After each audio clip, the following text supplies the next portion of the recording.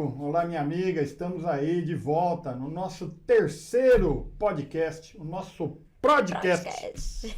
O podcast do Instituto ProPM. Seja muito bem-vindo. Hoje temos um convidado aqui ilustre, né? Super especial. A gente, estávamos muito ansiosos para bater um papo com ele, né, Coronel? Muita história de vida, né? Muita parceria conosco. Estamos aqui com o professor Vilas Boas. Que alegria, que honra estar conosco aqui. Ele que tem um currículo extenso, que ele vai contar aí hoje um pouquinho pra gente, né? Sei que ele é meu colega aqui, ó, jornalista. Legal. Primeiro agradecer, né? Agradecer a vocês, agradecer a ProPM e muito legal agora, o nome que vocês criaram, Podcast. Podcast. Muito bom, tudo a ver. Agora o ProPM, o Instituto ProPM. O Instituto ProPM, muito bom. Nós tivemos recentemente uma mudança, né? Você conhece bem a história. Nos tornamos agora um instituto. Então é o ProPM fazendo a diferença na vida dos policiais militares ao longo dessa história toda, que você vai nos contar um pouquinho, né? Como é que foi a sua participação, né? O que o Instituto ProPM faz na vida das pessoas. Mas antes... Vamos perguntar um pouquinho dele, né, Bianca? Vamos voltar um pouquinho no tempo, né? Exatamente. Saber um pouquinho aí da sua trajetória profissional, um pouquinho da sua infância. Nasceu em São Paulo, professor? Não, sou mineiro. Opa! Nasci em Poços de Caldas. Ai, que delícia! Cemitério das Virgens. É mesmo? Antigamente. Era a cidade mais visitada para lua de mel. É verdade. Muito aliás, a interessante. minha mãe passou a lua de mel lá. Veja. Entendeu? Confirmando os fatos. Lá tem uma cascata que se chama cascata, não sei se existe ainda, o Véu das Noivas. Véu das Noivas. Olha. É fantástica a cidade. Aliás, já fazendo uma propaganda, então, para Poços de Caldas, né? Olha que as curiosidade, pessoas né? visitem Poços de Caldas. Não, Poços de Caldas é maravilhoso, né? E assim, eu tenho boas recordações de Poços de Caldas. Muito legal. Eu passei muito da minha infância lá em Poços de Caldas, nós viajávamos muito para lá, até porque meus pais passaram a lua de mel lá. E na década de 70 tinha um hotel lá que se chamava Kissizana Hotel. Não sei se existe mais. Nem sei. Eu acho que não deve ter mais, deve ter virado um condomínio.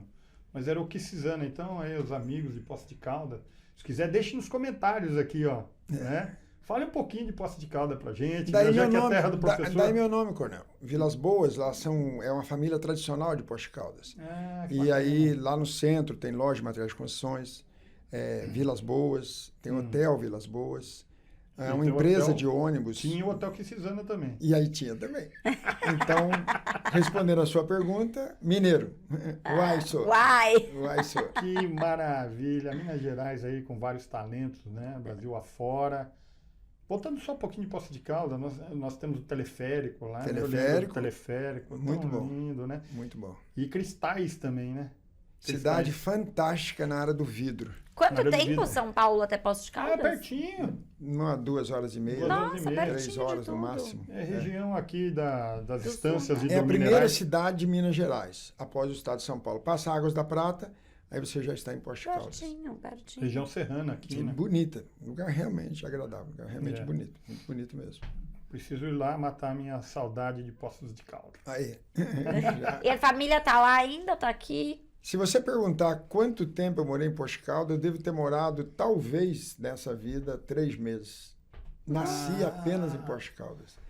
E a minha vida é muito interessante. Você falou, volta um pouquinho, né? Então, eu poderia ter falado do meu filho, porque meu filho tem 38 anos hoje. Quando ele chega à faculdade, ele, com praticamente 18 anos, ele já havia morado em 36 cidades e estudado em 36 colégios, desde o zero, do prezinho até a faculdade. Ele teve a façanha de ter sido meu filho e morado em 3 países e assim ainda estudado um monte aqui nesse país. Então, é uma história. Realmente, o Vilas é uma história. Não, mas vamos contar. uma história porque... ambulante. Não, a gente quer saber. ouvir. É uma história ambulante. Então, bora lá. Mineiro, né? Nasci em Poços de Caldas, falador, sempre fui muito falador.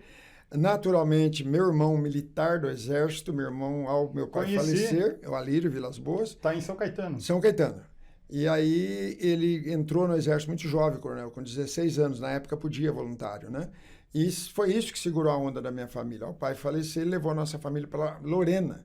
E ali em Lorena, então, eu chego aos 7 anos de idade e vou até os 18 anos, 19, quando então eu conheci a minha namorada, hoje esposa, e já vão para 43 anos de casados, né? E aí ela se mudou para Taubaté. E eu naturalmente fui para Taubaté, casei. E de Taubaté para frente, não me pergunte mais, porque eu vou te falar muitas cidades que eu morei. Não, mas nós vamos querer saber todas aí. Sabe por quê? Uma curiosidade, né? Taubaté é sede do Batalhão de Infantaria do Exército. Isso. Né? No 5º BI, não é isso? 5º BI. Lorena, o senhor está falando? Lorena. Lorena. 5º BI, Lorena. Então, meu tio comandou lá o batalhão. Olha que coisa, Coronel. Coronel Petito. Deixa um abraço aqui. Coronel Petito. E um abraço, né, para o Alírio também, né? O Alírio também que serviu lá, né? Muito bom. Você sabe que serviu o Exército também? Não. Tá sabendo aí. Que legal. Também vesti verde Quanto oliva. tempo? 1 ano. Ah, foi rapidinho. Foi o serviço militar obrigatório na época, né? Muito bom, Coronel. Mas foi uma experiência Mas marcante. já gerou amor pela Polícia Militar, já aprendeu ali sim, como né? a hierarquia, a disciplina faz diferença na sociedade. Eu prestei concurso, passei na Polícia Militar, né? E para mim foi uma honra muito grande, né? Muito legal. 33 anos de Polícia Militar e 1 ano de Exército. Mas me fala um pouquinho de você. Depois aí você nasceu lá em Poços de Caldas. Poços de Caldas, sou criado em Lorena, de Lorena caso em Taubaté, de Taubaté, quando eu menos espero, estava em Vila Velha, quando menos espero, estava na Bahia, quando menos espero, estava no Recife, depois Manaus, e depois volto para Curitiba, mas fazendo o quê, né? Então, foram caixeiro viajante que é foram isso. Foram vieses profissionais. Você vendia alguma coisa? É interessante, né? Todo bom comunicador, Coronel, é um excelente vendedor, por natureza. Sim. E, de fato, eu vendia material elétrico. Eu comprava aqui em São Paulo, na FAME, antiga FAME, na Lorenzetti, comprava aqui na João Teodoro, tinha muito atacado de material elétrico naquela época. Na Moca. Na Moca. E também tinha a Raskine, tinha a Radial, são empresas que fabricavam tomadas, interruptores. Na época não existia internet, então ninguém sabia aonde estava o produtor. Hoje todo mundo sabe onde está o produtor. Ninguém sabe onde está o consumidor mais, que ele sumiu, né? Mas o produtor todo mundo ainda sabe. E nessa eu era jovem, com 18 anos comecei a vender material elétrico. Comprava aqui em São Paulo e viajava. Cheguei a ter um caminhão, 608, e aí meus 2 filhos foram fabricados no caminhão, foram fabricados dentro do caminhão. Mercedes ou não? Não, pequeno, 608. Mercedinho, mas pequeno. E aí, naturalmente, de uma brincadeira, de uma situação já em Vila Velha, vendendo material elétrico, eu adoeci. Interessante. E aí, a questão da situação de estar doente, não conseguia falar. Eu preciso da fala para vender, né? Você imagina. Sim. E aí, tinha na época 24 anos, Coronel. E nisso, então, o primeiro hospital que apareceu, eu entrei. Hospital Adventista de Vila Velha, entre Vila Velha e Vitória, ok? Ali, então... Mas Vila Velha é do lado ali. Bem colado, Coronel. Colado mesmo. Uma ponte que separa. Isso, praticamente. Aí, nesse trecho, né, existia... Hoje já não existe o hospital mais lá. Era pequenininho, um hospital com 10 leitos apenas. E aí, naturalmente, quando eu cheguei lá, não estava bem. Eu até conto na minha revista, a primeira matéria da Viver Saudável, eu conto essa experiência. Mostra aqui nessa tela. Legal. Então, não, até a capa da revista. A capa da revista, Viver Saudável, né? E aqui a primeira é Médico de Almas, né? E é muito interessante essa primeira pergunta de vocês. O que eu estava fazendo, né? João Vilas Boas, você está pronto para encontrar Jesus? Foi a pergunta que o médico me fez.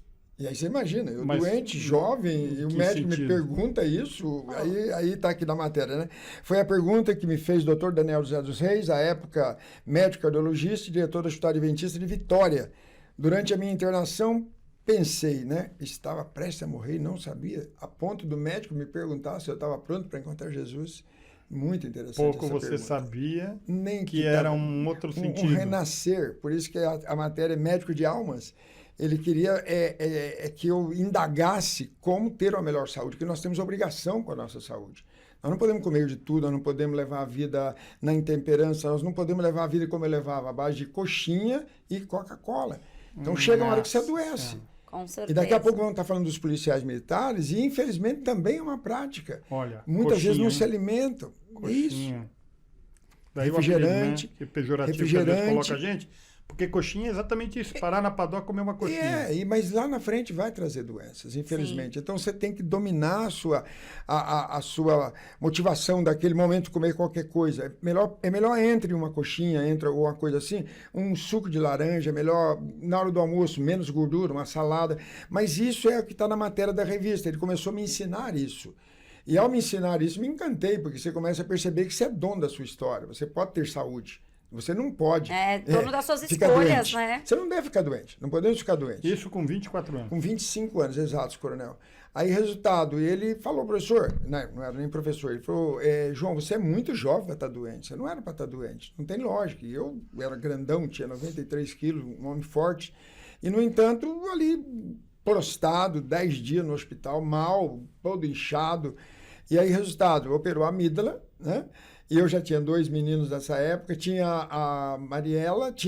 Aí o João Pedro não havia nascido, eu perguntei na hora que eu fui operar, coronel, não daria para operar também, fazer vasectomia?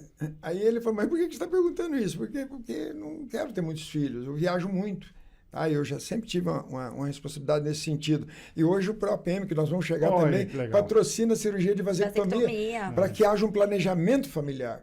Então, nós vamos puxar o meu passado, vamos puxar o presente para que a gente mostre exatamente o que é o ProPM, o que o Instituto ProPM está fazendo de bom e de muito bom ao policial militar. Então, beleza, voltamos aos 26 anos de idade, terminada essa primeira fala, e ele se prontificou, coronel, a ler a Bíblia comigo. Ele falou, professor, se quiser eu vou à sua casa quando você estiver alta e eu vou ler a Bíblia. Legal, e assim passamos 7 meses. 7 meses lendo a Bíblia. E toda sexta-feira, das 6 às 7 da noite, ele passava e eu fazia perguntas e ele respondia. Eu fazia perguntas e ele respondia. Chegou um ponto que chegou numa situação muito complexa, coronel. Questão de honestidade, né? De ser humano mesmo, né? É melhor entrar no céu sem um braço do que com os 2 no inferno. E eu vendia tudo sem nota. Na época, era a maior moleza vender sem nota. A nota era de papel, não tinha... Acho que era até comum, naquela época. Não era como hoje. Você emite alguma coisa, a nota eletrônica já vai. Era uma maravilha, né? Sim. Maravilha para as coisas erradas. Sim. E aí, aquilo foi um paradoxo para mim, comandante. Ele pegou e falou exatamente isso. Ele falou, olha, eu acho que você deveria parar de fazer isso. Se você quer ser alguém que tenha, de fato, sucesso nessa vida, você tem que parar de fazer isso. Aí foi complicado. Como é que você vai... O seu trabalho era comum vender sem nota, era muito comum. E aí, resultado, vou fazer o quê? Vou parar, né? Aí parei de vender material elétrico. Você vê por uma complicação de saúde. Diga, eu comecei a entender o que é a vida. É muito louco, né? Uma dor de garganta me leva a entender o que é a história da vida. Aí ele pega e falou assim para mim, tem mais coisas que eu preciso te explicar, tem mais coisas, mas nós vamos pouco a pouco. Então, legal, você já parou agora de vender material elétrico, mas o que você vai fazer da vida? Eu falei, eu vim aqui perguntar pro senhor, porque agora o senhor me arrumou um problema. agora eu tô num problema. Casado, novo, 2 filhos. Não um filho. Tinha o João Pedro nasceu lá no mesmo hospital depois, uns 6 meses depois. Aí ele falou, olha, eu acho que você tem muitos dons, mas você não é enfermeiro, não pode te dar emprego. Você não é médico, eu não posso te dar emprego. Você não é faxineiro, eu não posso te dar emprego, entendeu? E qual emprego que eu posso dar para você? Eu falei, doutor, de fato eu não sei, mas não tem nada para vender aqui. Aí ele falou, peraí, tem sim, nós temos o plano Garantia de Saúde. Era um plano da instituição adventista, muito bom, plano de saúde muito bom. E aí ele falou assim, olha, esse plano vai te ajudar, você vai vender e vai te ajudar a você conseguir equalizar a sua vida e vai dar certo, né? Essa aí só para se situar no aspecto temporal, né? Você foi no que? Na década de 70? 1983. Começo da década de 80. Tá. A Golden Cross era uma fábula. O país estava encantado com o plano de saúde. Eu estava servindo o exército nesse ano. Interessante. E aí, da Golden Cross, naturalmente que o Milton Afonso é adventista, e vive até hoje, 98 anos de idade, o proprietário da Golden Cross. E ali havia idealizado algo parecido, algo semelhante, mas mais para atender as pessoas que trabalham na instituição adventista, que é muito grande essa instituição. Sim. Aí, resultado, comecei a vender o plano de saúde, mas eu perguntei, Cornel, mas não dá para vender para outras pessoas também? Ele falou, lógico que dá, é só você pegar a pasta aí e vá vender e tal, e vida que segue. Aí eu perguntei para ele assim, mas e quanto que custa isso aí? Quando ele falou, explicou, saí, vendi alguns planos, mas não era o momento, não era o que eu deveria fazer. Interessante isso. Aí, mas fiquei no hospital, fiquei trabalhando, divulgando plano de saúde de Vila Velha. E fui morando por lá, na Henrique Moscoso. Aí aluguei um apartamento lá, fui ficando. Passado mais ou menos, coronel, um ano, uns 6 meses mais ou menos, dá um acidente entre Vitória e Vila Velha. O carro da época era o Fiat Spaza, era o carro mais caro. Aí os 2 Fiats, o mais velho e o Spaza, batem. Na ponte? Depois da ponte, chegando já pulando, não existia a terceira ponte, era a segunda ponte, no que bate os 2 carros, 2 morrem na hora, e o carro era apertado, pequeno, tinha 6 pessoas num, 4 na outra, e começou chegar pedaços de pessoas, literalmente pedaços mesmo, braço de um, perna do outro, de gente parando ali, e era um hospital pequeno, com 10 leitos, e não tinha pronto-socorro, não tinha, mas tinha que atender. Aí, resultado, todo mundo que estava lá dentro do hospital, inclusive eu, que tinha levado um relatório de vendas, sai catando um pedaço de gente dentro do carro, entendeu? E procurando alguma coisa que identificasse as pessoas, um documento, entregando para ele, para ele não, para as pessoas que trabalhavam lá. Ele sai já paramentado da sala cirúrgica e grita comigo, numa situação tensa, né? Vilas Boas, vai para sua casa agora e coloca o terno. Você não entendeu nada. Nada. Eu só tinha um terno, o terno que eu havia casado 3 anos antes. Eu falei, não estou entendendo, doutor. Vista o terno e corra para a Marinha, ok? Eu teria uma palestra lá agora, às 11 horas da manhã. E eu preciso que alguém vá lá falar. Doutor, vou falar o quê? Fala o que você quiser, mas vá. Colocou você para dar palestra. Isso, no lugar dele.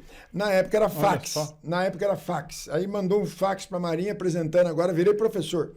Professor João Vilas Boas estará substituindo o doutor Daniel José dos Reis devido a uma situação que ocorreu emergencial aqui no hospital e ele não poderá estar presente. E aí vou lá, coronel. Quando eu chego lá, tinha 1.500 marinheiros. 1.500 marinheiros e jovens, estava adentrando também a Marinha, fazendo curso lá, não sei de onde eles estavam, era muito jovem, muita gente. E eu era jovem também, eu tinha 26, a meninada tinha 18, 19, 20, moleza falar com eles, né? E aí, então, falar com eles foi a coisa mais fácil do mundo. E aí, resultado. Que bacana. Tinha um padre lá, capelão deles, e o almirante fragata, e vieram ao almoço, um negócio chique, um negócio muito interessante, para um rapaz jovem, que vendia material elétrico até 4 meses atrás, e aí, de uma hora para outra, agora dentro de uma mesa bonita demais, e aí, resultado, terminou a palestra, despedi, fui voltar para casa para tirar o terno, né? E aí lembrei, operar o hospital, tá pegando fogo lá, o negócio tá cheio de problema lá e tal, mas quando eu cheguei em casa, minha esposa falou, olha... me foge o nome dela agora, a secretária dele ligou para você, quer que você vá urgente para o hospital agora. Aí eu liguei, é problema. Então nós vamos para lá para ajudar a pegar mais gente ou resolver mais. Quando eu cheguei, já tinha acabado a situação de cirurgias, né? Já era 4 da tarde. E aí ele falou, o que você fez na Marinha? Falou sério. Falou, lascou. A casa caiu. Eu falei, poxa, lá vai a amizade, lá vai o pequeno emprego aqui e lá vou ter que vender sem nota de novo. Né? Aí, resultado, eu falei, doutor, não estou entendendo. Não, você fez alguma coisa lá. O que você fez? Eu falei, doutor, eu não estou entendendo. Ele pegou outro fax e me deu para ler. Parabenizando o professor João Vilas Boas e o convidamos para que retorne amanhã para falar agora de 100 em 100. Do quê? De 100 em 100. Eu falei com 1.500, agora seria de 100 em 100. Interessante.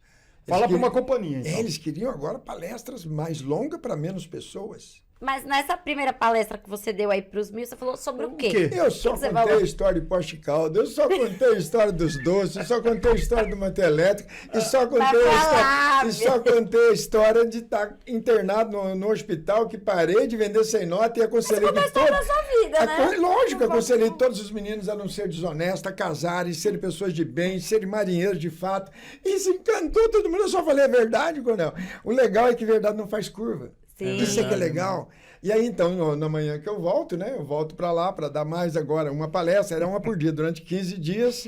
O doutor perdeu o cargo. Não, é muito a sequência da história é fantástica. Aí, resultado, eu tô lá agora falando e tal, e comecei a contar do meu pai, que havia fumado e havia falecido, infelizmente, com um infarto fulminante, proveniente do cigarro, morreu em 2 dias, rapidinho, tal. Me levanta a mão lá um menino, um estudante, um aluno, né? Da Marinha. Professor, o senhor não teria aí um livro sobre isso, que meu pai fuma também, eu não queria que meu pai morresse, não. Olha que conversa, que responsabilidade. Aí eu volto para o hospital na parte da tarde, doutor Reis, alguém lá levantou e pediu se eu poderia, se tem um livro, sorteio algum livro sobre isso aí. Ele pegou, ele era careca, como nós, Sofre, né? E muito simpático ele, muito alegre, muito vivo, né? Eu tinha 25, ele tinha 50. Então, para ele era fantástico. Quando a gente encontra um jovem querendo ser alguém, a gente fica engrandecido, a gente está sendo mentor do cara, né? E o Dr. Reis está vivo ainda? Infelizmente, faleceu há 8 anos atrás, um acidente automobilístico. Puxa vida, 2 filhos médicos, já fica o abraço a Líris aqui, ao Danison, são filhos deles. Manda mensagem para ela aí, ó. Líris, interessante, Líris. A fala aqui acabou chegando no seu pai. Danison, chegou no seu pai a fala, e é eterno, né?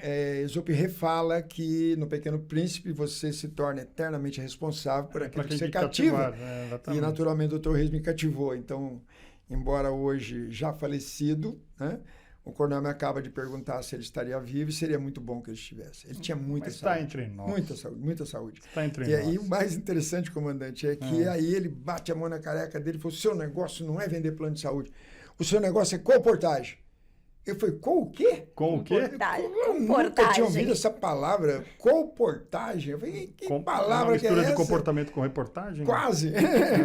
Não, mas é interessante essa palavra. Quando o senhor vai no Google, o senhor descobre que essa palavra era o que os valdenses faziam na Europa, quando eles eram perseguidos na época, né? Infelizmente, a questão religiosa era muito poderosa na época. Eles eram perseguidos porque eles liam trecho da Bíblia, e foi uma fase que foi proibida a Bíblia em alguns países da Europa. Aí, resultado, eles moravam nos montes e eles saíam com pequenos trechos para levar de casa em casa, para vender pedaços que eles escreviam e até ler só e ir embora. Então, naturalmente, essa palavra vem daí, colportagem. Aí eu perguntei, mas o que é isso, doutor? Ele falou, colportagem é o seguinte: a instituição adventista tem uma grande casa publicadora, na época era em Santo André, hoje é em Tatuí, enorme, onde Casa Publicadora Brasileira, CPB. Tá? Ela produz todos os livros didáticos da instituição adventista. A instituição adventista está educacionalmente em mais de 140 países. Fantástico. No nosso país aqui, então, é crescente o número de alunos, muitas universidades. E aí eu não entendia nada disso lá atrás. Eu estava conhecendo a instituição adventista através de um hospital, nem conhecia a igreja, conhecia apenas o Dr. Reis. Comandei Diadema lá, tinha escola adventista lá. Inclusive, quero deixar um abraço para os amigos lá de Diadema, né, da Escola Adventista, que sempre nos apoiou. Muito bom. Né? Inclusive o auditório lá, né, da escola, fantástico, né? A gente sempre fazia reunião do batalhão lá, então quero deixar um abraço aqui a todos os colegas e amigos da Escola Adventista. Aproveito e faço um agradecimento também à escola do NASP, ali de Capão Redondo, que o Coronel Restivo, quando comandava o CPM-10, é exatamente o auditório usado, e até hoje é usado o auditório da instituição adventista. Nós, hoje, eu sou adventista, como adventistas, a educação é fundamental. Ela precisa ser fundamental para haver mudança de atitude.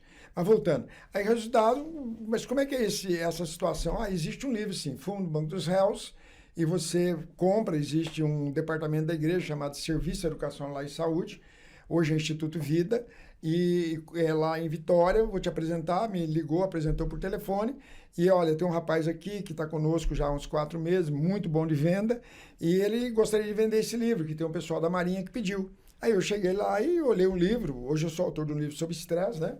Fazendo merchan aqui do meu livro. Aí até tem um capítulo que soube como deixar de fumar, exatamente por causa dessa história. Eu conto aqui um livro muito bom. Na época chamava-se Fundo Banco dos Réus. Aí eu perguntei para o pastor, que era o coordenador das vendas lá, eu falei, eu vendo esse livro por conta. Ele falou, esses livros da instituição adventista, Coronel, eles existem para ajudar os alunos a estudar. Então, um livro, por exemplo, vendido pela instituição adventista, no púlpito final, vamos contar R$40, R$20 pertence ao estudante. R$20 pertence ao estudante. 100%. Para poder ajudar os meninos a estudar. E eles pagam nas férias com o trabalho. 100% do lucro, né? Se os custos, 100% do lucro. 100%. Aí, resultado, eu olhei e falei, fantástico. Né? Material elétrico sem nota dava 10%. Agora, com nota, tudo organizado, eu vou ganhar 100%. Né? Aí eu perguntei e falei, quantos livros o senhor tem? Ele falou, não estou entendendo. Você não tem uma pessoa que pediu para você um livro? Ok, uma pessoa que pediu um livro, mas quantos livros o senhor tem? Ele falou, peraí, não estou entendendo de novo. Eu falei, então vamos ser mais prático. Botei o documento do meu carro na mesa, tinha um Fiat Spazio, 82, um carro com 1 ano de uso, ok? Porque eu vendia material elétrico, eu viajava esse país inteiro, eu tinha uma certa condição financeira. Botei o documento e falei, vamos trocar. o senhor me dá em livro, o carro está aí fora, eu te entrego.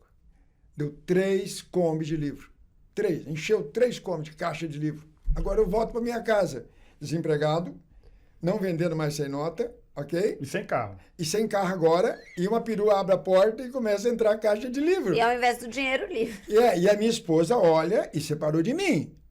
Isso é muito interessante. Pegou o ônibus em Vitória naquela noite, 9 horas da noite, falou tchau.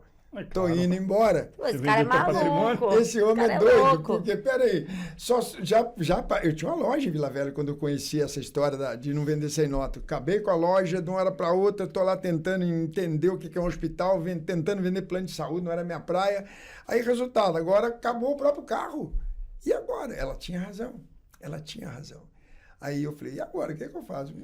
Sem mulher agora. Se eu vou para Taubaté, morava em Taubaté quando eu casei. Falei, se eu volto para Taubaté atrás dela, como é que eu vou vender esse monte de livro aqui que está aqui? Para devolver, eu sou homem, não vou devolver. Já que eu tenho palavra, eu vou segurar a onda. Mas você comprou sem a anuência da tua esposa? Lógico. Então, isso aí é muito perigoso. Muito. E eu vou mais longe que o senhor. Também fiz vasectomia sem a anuência dela e arrumei uma complicação. Por quê? Por isso que o PROPM hoje, ao cadastrar o policial para fazer vasectomia, temos uma psicóloga que liga a família, porque hoje é lei, tem que os dois ter anuência para concordar. Na época não precisava. Ou na época era diferente. A gente quase, o homem era provedor, ele era o dono de tudo, eu fui criado assim, você resolve tudo sozinho, você só não pode deixar faltar nada e tal. Mas numa situação dessa, o que ocorreu? Ela realmente estava num problema. Por quê? Porque agora o próprio marido dela acabou com a última coisa que tinha. E aí, não tendo mais alternativa, não posso ir para Taubaté, não posso devolver o livro, não posso vender plano de saúde, eu naturalmente tenho que vender os livros, joelho no chão. Aí fiz um acordo com Deus, eu falei, se eu vender, metade é seu. Aí eu procurei o Dr. Reis. Dr. Reis, eu comprei um monte de livro. Agora eu estou fazendo um acordo com Deus, não é com o hospital, não. Se eu vender, eu quero empregar metade em alguma coisa legal. Eu falei, então vamos para a Barra do Jucu. Logo depois de Vila Velha. Temos tentando montar um grupinho lá. Por que você não doa esse dinheiro? Mais crente que ele, viu? Porque eu nem tinha vendido nenhum ainda. E ele já visualizando o final da história. Pra quem mais crente que eu. E ele falou, então vamos lá. Aí a gente compra um terreno lá. Ok? E aí você constrói uma igreja com esse dinheiro que você vai ganhar. Rapaz, olha o poder da influência. Mas você sabe que... Eu acho que ele te deu propósito também, assim, sabe? Muito. Foi um mentor mesmo, assim. Muito. Eu digo por mim, jovem, assim... Quem me dera ter uma pessoa que fala assim, você não nasceu por isso aqui não, você vai fazer tal coisa. Porque a gente se sente muito perdido, né? Imagina ele. Mas aí, olha a história anda. Aí, resultado, joelho no chão, metade, a Bíblia só pede 10%, né? De qualquer igreja, até a católica, hoje o pessoal é dizimista e tal, é 10% só. Você devolve 10%, a Bíblia faz de oferta também, você quer ajudar uma caridade aqui, ou quer ajudar a igreja, o problema é seu e tal, vamos pra frente. Mas é só isso. Sim. 90% é seu. Agora eu rachei, half, metade. Aí, agora é um problema, né? E aí, como é que eu vou vender livro? Nunca tinha vendido livro na vida. Isso na década de 80. E ninguém nunca leu nesse país, nem hoje, nem antigamente. Agora, como é que eu vou vender 3.000 livros, homem de Deus? Como é que eu vou vender 3.000 livros? E o livro vem com plástico, você viu que você pediu para dar dedicatória para ela, eu tirei o plástico, botei no bolso, né? Todo livro vem xerincado, ele vem com plástico, né? E aquele monte de livro com plástico... E eu saía para tentar vender o livro com plástico. Até abrir, a pessoa já tinha saído da minha frente. Aí eu falei, eu não vou conseguir vender esse negócio. Aí passei uma noite inteira arrancando plástico. 3.000 plásticos, Coronel. Arranquei 3.000 plásticos, aquele monte de... Sozinho? Não tem, Aí juntou uma pilha assim, aí agora eu tenho 3.000 livros sem plástico e vou vender que jeito? Aí eu falei... Por quanto? Quanto eu sabia. Já tem o preço tabelado, né? É organizado, o Brasil todo é o mesmo preço, muito bacana. Agora, mas como é que eu vou vender? Aí eu pensei, Vila Velha não vai dar para vender, porque aqui é um patamar melhor, prédio, você não consegue chegar sozinho num prédio. Aí perguntei lá, onde é que a cidade que ainda tem casa? Porque eu era do interior, que Lorena, que por aqui, é tudo casa, né? Não é prédio. Vitória já era grande. Já era grande. Aí eles falaram, tem uma cidade chamada Domingos Martins. Lá é uma cidade legal, é meio pomerana, é muito alemão que mora por lá, e lá tem muito, eles fumam muito. Então. Eles fumam muito, o europeu fuma, como o chinês fuma muito hoje. Aí, resultado, foi legal, é lá que eu vou vender. Aí quando eu cheguei lá... Vai ele de novo, pra outra cidade. Aí agora eu peguei um ônibus, né, da Itapemirim até essa cidade, mas com umas 30... Pertinho, acho que 1 hora, por aí. Aí eu pego, ando com aquele monte de caixa, desço lá, arrumo um táxi para levar pro hotelzinho, meia boca lá, e me hospedei sem mulher, sem dinheiro, mas carregado de livro, irmão. 3 mil livros. Riquíssimo, rico, cheio de livro. Né? Se eu fosse ganhar 10%, se eu fosse ganhar 100%, calcular hoje fosse R$30, R$50 um livro, eu teria 3 mil vezes 25. É muito dinheiro. Aí, resultado, agora eu sou um homem rico, em papel, né?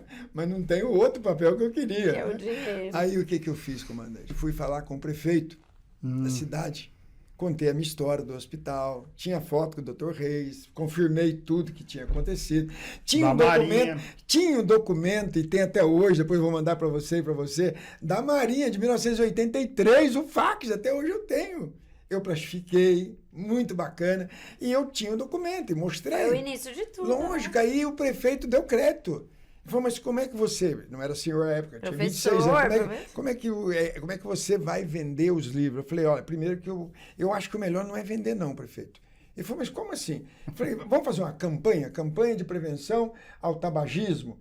E se o senhor me autorizar, eu vou de rua em rua entregando os livros. Oh, mas você não precisa vender? Eu falei, primeiro eu entrego. Deixo um dia lá, já não tem um plástico, o pessoal lê, dá uma olhadinha, se gostar no dia seguinte eu volto recebendo ou pegando o livro de volta. O prefeito falou, fantástico. E assim eu fiz. Eu ia, a pessoa abria a porta, ok? Ó, com a autorização da prefeitura. Estou aqui para trazer uma campanha de prevenção ao tabagismo. Meu pai fumava, morreu porque fumava. Estou deixando um livro para a senhora. Exemplo, o livro custa R$40. Exemplo, se fosse hoje. Estou deixando, dá uma olhada. Se gostar, amanhã eu volto, recebo o dinheiro. Se não puder ficar com o livro por esse ou por aquele motivo, pode me devolver. Comandante, é igual vender bala em farol. Os caras põem aquela bala ali, muitos compram. Muitos compram. De 10, uns 3 compravam, mais ou menos. De 10, uns 3 compravam. Fantástico, né? 2 meses e meio, vendi 3 mil livros. Bacana, hein? 3 mil livros. Construímos a igreja na Barra do Jucu. É mesmo? A igreja está lá até hoje. E eu tinha 26 anos. Agora, então, todo mundo olha para mim, né? A instituição adventista olha e fala, poxa, como é que esse menino fez isso? Pois é. Como é? Isso é façanha. Virada de chave, Isso é façanha. Aí, resultado, sai daqui... Pastor Manuel Domingos, né? Ele coordenava praticamente a instituição aqui no lado do estado de São Paulo, e ele foi a Vila Velha me conhecer. Como é que você vendeu? Eu expliquei para ele e tal, como é que eu fiz. Aí ele falou, rapaz, você devia fazer teologia. Aí que confundiu o resto. Aí eu falei, peraí, eu devia fazer o quê? Não, você podia fazer a faculdade de teologia. Eu falei, onde é que fica isso? Tem uma lá em São Paulo, no NASP, e tem uma lá em Pernambuco, no Instituto Nordestino Adventista. Eu falei, mas o que é? Quantos meses é isso? Meses não. Não, são 4 anos. Faculdade, pô. Eu falei, mas peraí, 4 anos? Ele perguntou, você tem 2º grau? Eu falei, tenho. Ele falou, não, vai embora para lá. Presta vestibular e vai para lá. Aí, de novo, agora, olha só. Só que agora eu tenho que buscar mulher em Taubaté, né? Que em 3 meses eu vendi os livros, mas sem mulher. Isso prova também que muitas vezes sem algumas coisas a mais na sua vida você produz mais. Sim. Mas essas coisas a mais são necessárias e muito. Mas deixa marcas. Deixa marcas, machuca. Então, naturalmente, o que aconteceu? Eu falei, agora eu vou ter que conciliar minha esposa com o meu trabalho. Por isso que na própria EMA ela é palestrante junto comigo. De lá para cá eu aprendi a não deixá-la mais, a não tomar decisão sozinho mais. E aconselho a todo policial que está me ouvindo, se você casar, ela é sua sócia. É CNPJ aberto. E aí, naturalmente, você tem que dar satisfação. E é difícil dar satisfação. É muito complexo para nós homens. Mas é necessário. Beleza, bora. Chego, então, na faculdade de teologia, presto vestibular. Consegui tirar 6 em tudo, Cornel. Era a mínima para poder entrar. Era a mínima para poder passar. Entrou que vale. Todo mundo que entrou tinha 9,5, 9... Igual Barro Branco, né? Mas foi aqui em São Paulo. Não! Pernambuco. Pernambuco. Fui embora, saí do Espírito Santo, deixa a história do Hospital Adventista. Pega a mulher. O dinheiro, comprei uma Kombi, voltei com a mulher, vou embora. Agora, uma pergunta. Vai. Você comeu uma... Como é que é? Aquele prato tradicional de peixe lá de... O quê? Eu sei o que o senhor está falando. A peixada? Peixada. Mas não é peixada. Peixada capixaba. Não conheço. Não é peixada, tem um outro nome. Refugiu também. Refugiu. Na panela de barro. Muito bom. Nossa, muito demais. Como é o nome disso?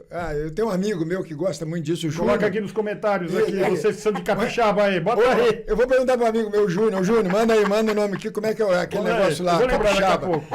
Peixe. Nunca comi. Não, é peixe, é pimentão, é cebola, é tomate demais. Uma mistura muito bom. Não, mas é excepcional. Como é o nome disso? Vamos jogar no Google. Já, Bora lá. Mas não deixa de colocar os comentários Peixada aqui. capixaba, como é que é? Não é peixada, não. Não é peixada. Agora é o seguinte, os capixabas falam que a original e a autêntica é melhor. É de lá. É do Espírito Santo. Só que a Bahia fala a mesma coisa, e aí? Só que a Bahia tem um detalhe, eles colocam leite de coco. Aí, Moqueca? Moqueca, capixaba. Muito bem. Mas continua colocando os comentários do mesmo jeito. Boa, menina, foi ligeira. Né? E o senhor tem razão, a Bahia usa o leite de coco e natural. E usa muito dendê nessa história também, mas o Espírito Santo não usa, de fato. Não usa nem dendê e nem leite de coco. É interessante. Mas eu gosto das duas, mas fantástico. Eu estive em Vitória, estive em Vila Velha também, recentemente. E estive em Vitória, olha... Quem nunca comeu uma moqueca capixaba... Tá dando água na boca. Não sabe que tá perdendo, hein? Olha, vamos lá. Bom demais. Bora lá. Mas você comeu ou não uma moqueca capixaba? Não, como não? Ah, bom. Então tá morava aos pés de Vila Velha, né? Aos pés do morro, lá onde tem o convento. Panela de barro, né? viu? Onde tem o convento da Penha. Eu morava bem nos pés do pé do morro lá. E a comida é fantástica lá. Aí, bom, voltando. Aí chego então para fazer... Pernambuco. Vamos embora para Pernambuco. Bora. Aí, agora, tudo isso, comandante, 7 meses após conhecer o médico. Tudo isso em 7 meses, muito rápido. Então, me torno adventista, não entendo nada da filosofia adventista, muito menos o tamanho da instituição adventista, não entendia nada. Eu apenas conheci um médico da igreja, só isso, que falou para mim do sábado, guardar o sábado, que é o diferencial. Começou o papo com você falando de Jesus. Perguntando se eu estava pronto para morrer. É muito interessante. Para conhecer Jesus. Eu só queria conhecer. Bom, cara. Aí você matou a charada.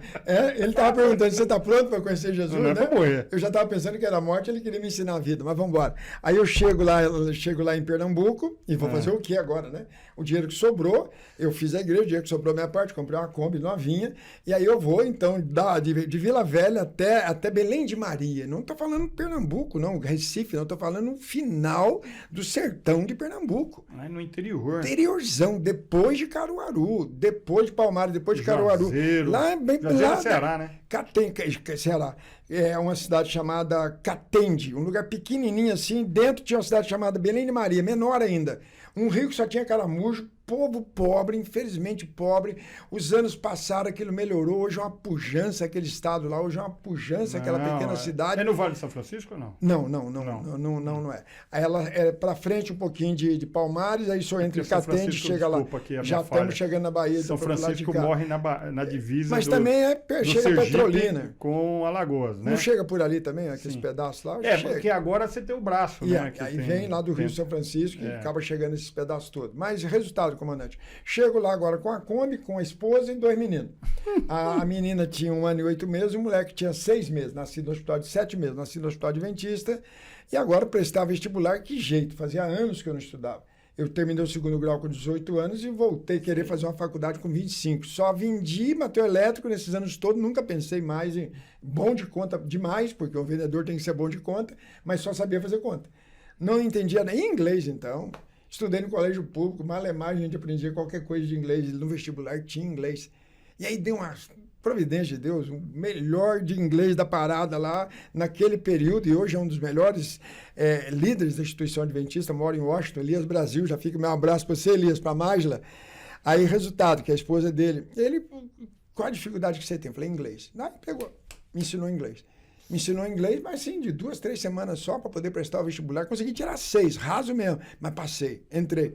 Mas eu não aguentava ficar sentado na sala de aula, Cornel, porque não era minha praia estudar, para mim o negócio era vender. E eu já tinha aprendido a vender os danados livros, agora eu só quero vender livro. Mas os caras estavam querendo fazer eu virar um líder. Claro. Para ensinar outros. Eles estavam olhando com mais futuro, né? Aí, resultado. Prazo, né? Nisso aí, então, lá, primeira coisa que eu chego, você chega, tem 4 anos, né? Igual Barro Branco, tem 4 anos. Mas quando você é primeiranista, você é o zero da parada. O melhor é o quartanista, o cara já está na hora de ir embora. E é resultado, e a gente era meio que esquecido no primeiro ano. Cada um, e a gente é tudo estranho um do outro. Um veio do Rio Grande do Sul, outro veio de Santa Catarina, outro veio do Espírito Santo, outro veio do estado de São Paulo. O Brasil inteiro vinha da África. Tínhamos 3 amigos, um de Angola, outro Cabo Verde. Aquela sala de aula ali fantástica, a Igreja Mundial, né? Aí, resultado. Lá era um Instituto de Teologia? Teologia, faculdade. Instituto ENA, era Instituto Nordestino Adventista, mas era o SALT, né? Era a parte da teologia. Bom, resultado, vou vender livro de tarde. Sou uma Kombi, vou sozinho para quê? Aí chamei alguns para ir comigo, ok? Vocês querem comigo? Aí comecei, ok? Dentre eles, 4 se destacaram, mas destacaram muito mesmo, tá? Eu vou citar o nome aqui, porque estão vivos, são meus amigos, grandes amigos, né? Abraço para todos eles, né? O João Vicente Pereira, atual diretor de colportagem do Brasil, da Instituição Adventista da Casa Publicadora de Tatuí. Bacana. Ele é o cara que coordena o Brasil inteiro. Tatuí é a sede do 22º BPMI. Muito bom. Vinculado a Sorocaba. Vinculado a Sorocaba. Que é o CPI 7. CPI 7. Não, vinculado CPI 7. Ao CPI 7. O segundo nome, né, o Max Guilherme Nascimento. O terceiro nome, o Valdir Vincensky, ok? E o quarto nome, Humberto Dreyer, um gaúcho. Então eram 2 gaúchos, não, um gaúcho, um catarino, 2 gaúchos. O João Vicente era gaúcho, o Humberto era gaúcho, o Valdir Vincensky catarino, até hoje está lá pro lado de Curitiba, e eu mineiro, alocado no Espírito Santo e chegando lá em Pernambuco. Só que nessa brincadeira, o que aconteceu, Sócrates? Saía toda tarde para vender livro. Então eu aguentava metade do dia estudando, porque à tarde eu já ia fazer o que eu gostava, né? Trabalhar. Aí, resultado, levava e a gente fazia um processo muito interessante. A gente dizia, ó, como está todo mundo tentando aprender, né? O que a gente vender, a gente vai fazer um rateio. O que vender, independente se for esse ou aquele, vamos sortear? Não, pelo contrário, vamos somar, vamos pagar a parte que pertence à instituição e o nosso aqui a gente vai dividir. Dividir 25% para cada um. Todo mundo. E assim foi. Resultado, nessa brincadeira, estou chegando onde eu quero porque viajei tanto esse país. Nessa brincadeira, gente, agora eu não era mais um ex-caminhoneiro, eu não era uma pessoa do nada, agora eu estava fazendo uma faculdade, eu tinha uma instituição séria, como know-how por trás de mim e documentado. Então, quando cheguei ao prefeito de Caruaru, eu cheguei agora como estudante da Faculdade de Teologia, muito conceituada naquela região. Resultado, consequentemente, o prefeito, então, já abriu as portas. E aí ele falou, você poderia fazer um trabalho para nós também, nos bancos. Interessante. Os bancos sofriam muito porque o funcionário fumava muito. Ah, nos bancos? Nos bancos. Pensei que era bancos escolares. Não, nos bancos mesmo. Banco do Brasil, verdade, na época, muito forte. Verdade. Caixa Econômica Federal, muito forte na época. Naquela época era muito comum fumar. né? Era as propagandas, né? O Marlboro. Venha pra terra de Marlboro. Né? Muitos foram, morreram mesmo. Então, resultado. Não, e muitos filmes, né? Não, época, todos. Novela fumava, filme fumava, todo mundo fumava. É só pegar e o tempo levou, né? Você vai ver o tempo levou, você vai ver lá o que o tempo levou mesmo. Levou até o ator embora, com câncer pulmonar. O meu pai fumou muito tempo, sabe? Mas, graças a Deus, ele se conscientizou. Eu acho que depois de uns 25 ou 30 anos, não fuma mais nada, tá com quase 90 anos de idade. Que bom, Coronel. E tem, tá com uma saúde saudável. Muito bom, ótimo. Graças a Deus. Vamos lá. Mas só do fato de você parar de fumar, você já regenera, parece que você regenera. Lógico, revive. Você revive, as células né? começam a produzir bem. Eu não sei como alguém, logo de manhã, querer consegue fumar, colocar o cigarro na boca. Coronel, não dá para ir. Também não, de coração, não entendo. Mas, então, estou lá agora, vamos começar a visitar o Banco do Brasil. Chego no gerente do Banco do Brasil e antigamente, eu estou falando de 86, chegar a um gerente do Banco do Brasil era quase impossível. As agências do Banco do Brasil eram coisas suntuosas, ok? Entrar no Banco do Brasil, passar no concurso era quase impossível. E o que entrava mudava de nome. Era João do Banco do Brasil, software do Banco do Brasil. Sim. Era um emprego poderoso. E o gerente, então, inacessível. Então, era um enorme aquela agência, lá no fundo, tudo assim, suntuoso demais, né? E aí o gerente todo fechado lá. Como é que a gente ia chegar naquele homem? Não tinha jeito, a não ser que eu me documentasse.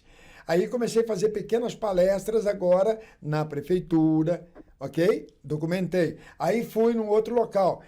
Aonde eu fui? Eu fui no SESI. Aonde eu fui? Eu fui no Senai. Aonde eu fui? Eu fui na Polícia Militar de Pernambuco. Aonde eu fui? Eu fui no Exército Brasileiro e fui conseguindo cartas iguaizinhas à da Marinha que eu tinha. Você lembrou daquele negócio lógico, lá. Aí eu montei um portfólio, eu montei uma pasta. Sim. Então, quando eu cheguei por último no Banco do Brasil, eu já era um homem documentado, ok? Estudante de teologia, documentado, mostrei todos os documentos.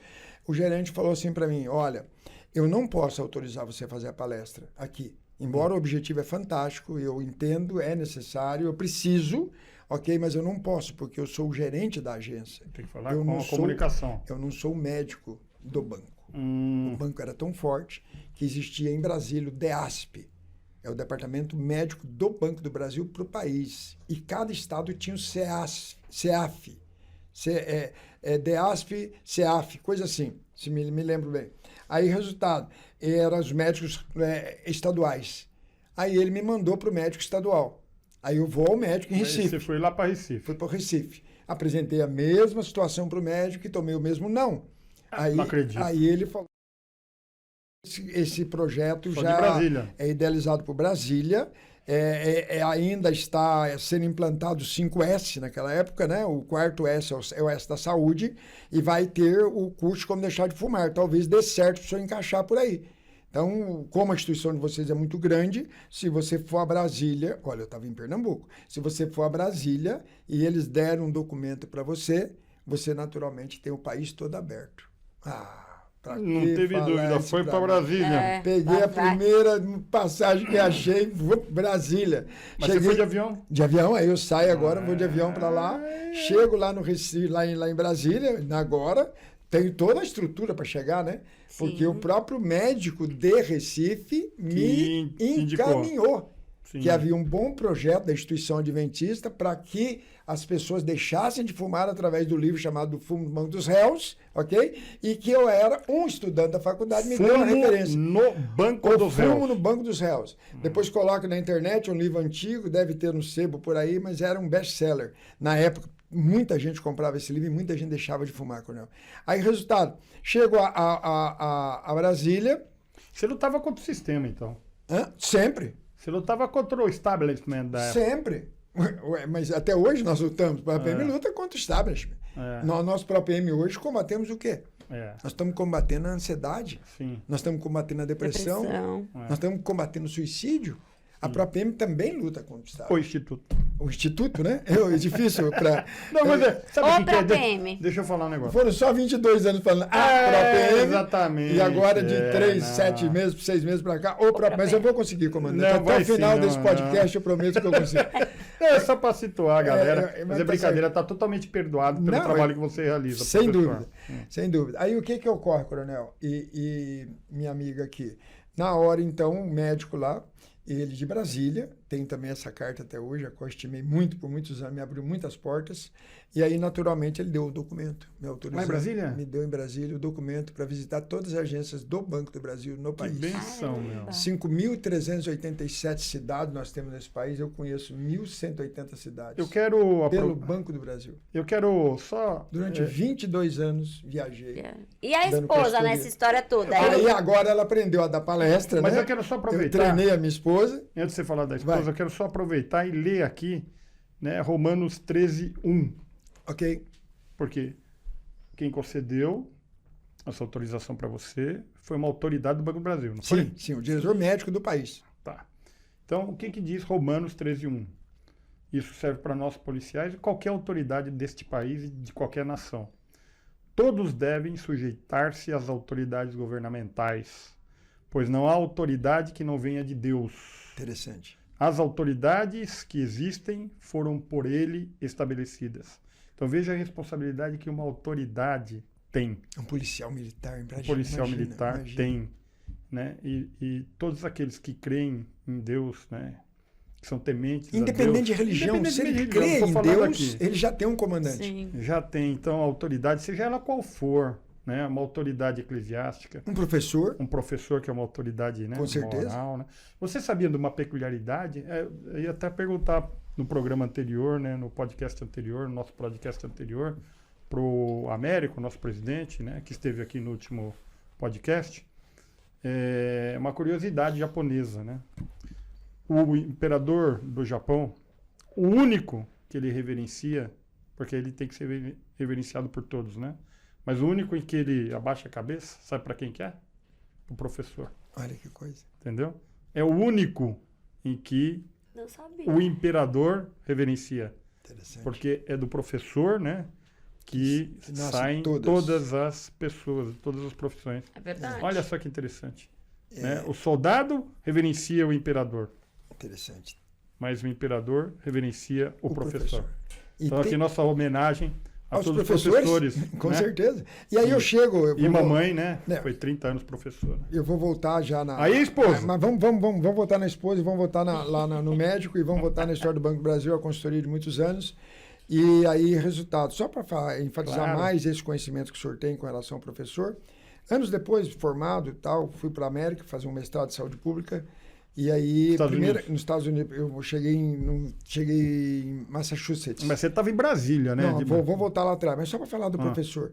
E aí, então, quando eu chego na América, e aí o pessoal começou a me perguntar, e eu falei, eu sou professor. Rapaz, quando eu falei, eu sou professor, todo mundo, uau. Lá na universidade, eu estava aprendendo um biquinho do inglês. E os caras, uau. Eu falei, mas por quê? Rapaz, aqui na América o professor é o maior título que tem. Interessante. Então, quando o senhor fala do imperador, agora vem nos tempos atuais nos Estados Unidos, o ano era 1990, o professor extremamente reverenciado. Mas até hoje no Japão, é um título poderoso. E que nós precisamos, Coronel, exatamente isso.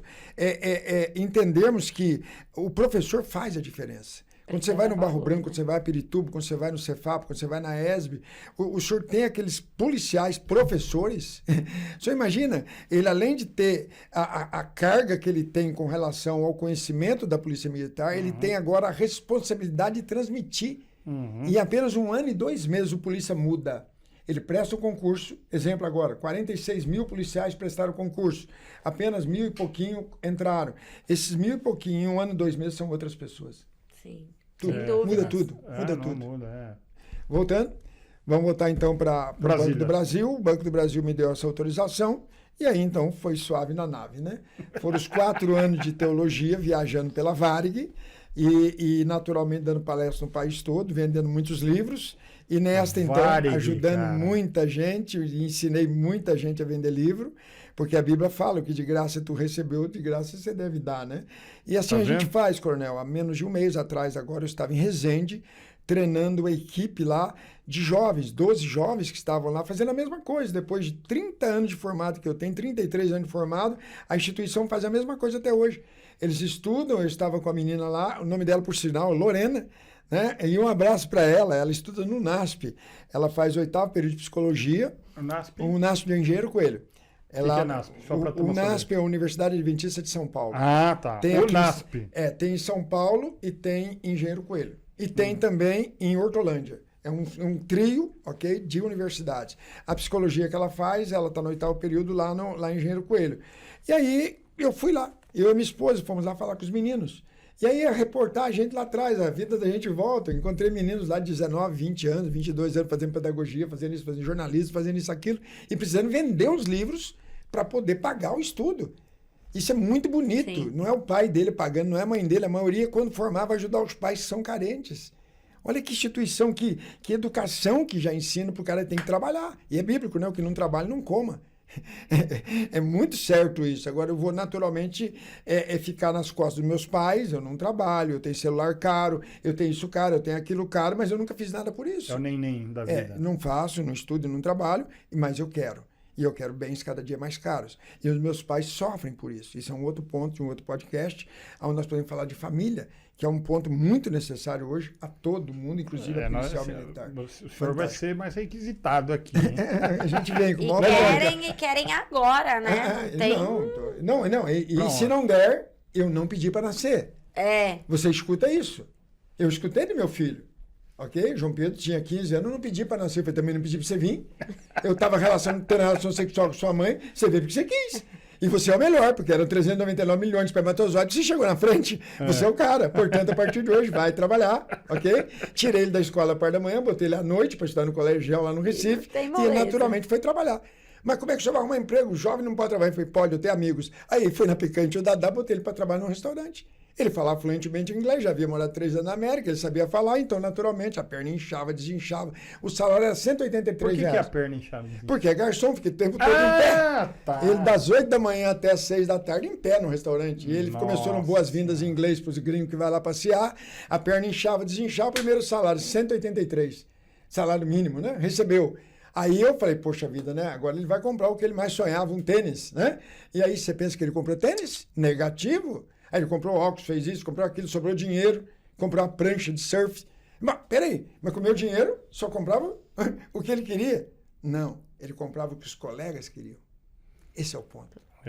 Ele tinha que ter igual, porque se ele não tivesse igual, ele era, infelizmente, desconsiderado, né? Então, mas naquela época não tinha tubarão em Recife. O senhor quer entrar em detalhe, ele quer entrar em detalhe. Então vamos falar de tubarão. Vamos falar de tubarão no Recife. Aí agora o meu filho tem uma prancha de surf, eu moro em Boa Viagem, de frente para o mar, ok? Dando consultoria para o Banco do Brasil, já tinha voltado da América, depois eu conto a história da América. Mas na década de 90. Não, agora já estamos falando de 96. Essa época do tubarão, do tubarão, e muito. Aí, resultado, eu morava num bom prédio lá, um dia eu chego, paro o carro, tinha um Vectra, um carro da época, era um Vectra, né, do 95, 96, aí o porteiro veio falar comigo, seu João, eu tenho que falar para o senhor, 3 horas da manhã, de onde seu filho pegou o carro, 3 colegas aqui do prédio foram com as pranchas e foram para Boa Viagem. Nossa, cheio de tubarão. Rapaz... Aí, resultado, quando ele volta, né? E ele vai estar ouvindo esse podcast, né, João Pedro? E hoje está na Europa. Hoje, pousou ontem lá. Aí, tudo graças a essa história do tubarão, viu? Real. Aí, resultado. Agora, ele trabalhava, ele comprou a prancha, agora ele foi surfar de madrugada. Aí eu peguei e falei para ele, agora, irmão, agora você vai escolher de fato o que você quer dessa vida. Porque se acontecer mais uma vez assim, você não vai mais nem ter opção do que você quer fazer. Por quê? Porque eu vou tirar você da escola. Na época não tinha conselho tutelar, né? Porque você fazia o que você queria, meu filho não vai estudar. Porque eu quero ele vivo, eu prefiro ele vivo do que ele morto na boca do tubarão. Aí quando eu assustei ele que eu ia tirar ele da escola, ele caiu o trecho.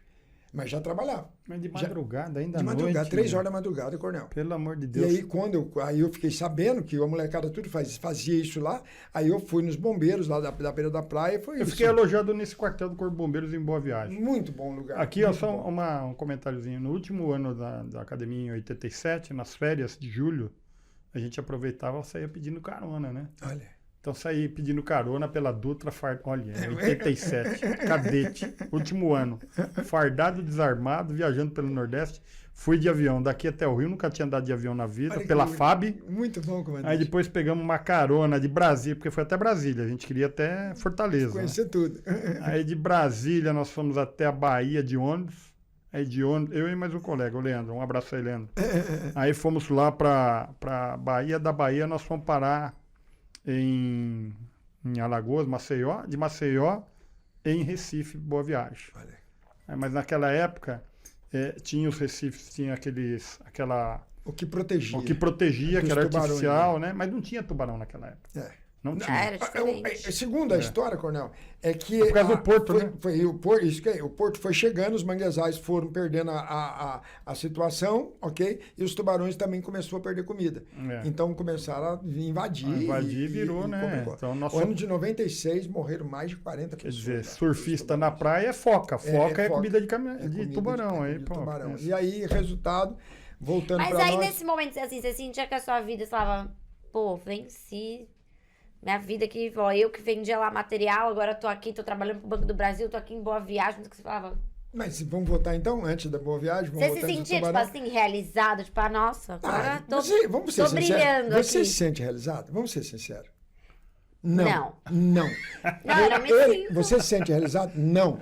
Eu não me sinto até hoje. Sabe por causa do quê? Porque o realizar é o pacto da vida.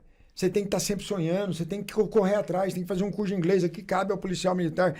Além do que já tem de estudo, tem que continuar estudando, tem que querer crescer, tem que querer fazer uma viagem, tem que querer casar. Tem que querer perde o sentido, né? Você não perde a lógica. Então, e quando você vê que é tão interessante, eu quero ter um carro, quando você tem, você não quer aquele, você quer outro. Aí eu quero ter um barco, eu quero outro. Eu quero ter, entendeu? Você pode ter tudo melhor. Agora, nós temos que continuar sonhando. O que é a depressão? Infelizmente, são buracos na pista. Falando já dos dias de hoje. E você passou por depressão? Vamos já puxando o assunto, né? E ele parece que a gente combinou antes e não combinamos nada. Não combinamos nada. Nada. Aí eu tô lá, me formo e tal, resultado, 4 anos de boa, Banco do Brasil, vendendo livro, ajudando colega de montão. E naturalmente a vida que segue, aí veio para que eu fosse liderar a história da comportagem no Pará. No Pará, em Belém do Pará. Foi parar lá em Belém do Pará. Eu tô lá no Pará, 3 meses trabalhando lá, mas eu vi que não era a minha praia. Eu pensei, poxa, eu sou vendedor, eu não sou administrador. Tentaram fazer um administrador, mas não conseguiram. Mas não rolou. Não conseguiram. A gente sempre puxa um pouquinho da culinária. Comeu o tucupi lá ou não? Muito, e tacacá também. O tacacá, já ouviu falar isso? Já. Muito legal. Aquela folhinha verde. Nunca experimentei. É uma meleca, é um negócio, é um caldo. É bom, né? É um caldo e tem uma folhinha verde no meio que parece cocaína. O senhor mastiga e aí fica todo Não sei como é que é. amortecido. Não, amortece a boca por dentro. É um barato. Quando eles vendem para nós, já falam, isso aqui vai deixar você com a boca aí igual o povo da Bolívia, né? O povo lá é um wasabi do norte, né? Beleza. Voltando. Aí, resultado, Cornel, nessa situação, eu me formo, já agora, tentando me ajustar ao sistema adventista de administração, que é extremamente organizado. 2 grandes empresas desse mundo, né, são votadas como uma das melhores, a Shell e depois a Instituição Adventista no mundo, é um negócio muito, muito forte. E aí, resultado, eu não me adaptei. Não consegui me adaptar a ser funcionário. Eu não consegui. Eu era vendedor. Meu negócio é vendedor. Aí, resultado, né? Fui para a América. Quando chego, eu queria fazer uma mestrado. E aí, você teria a possibilidade de ter sido militar, então?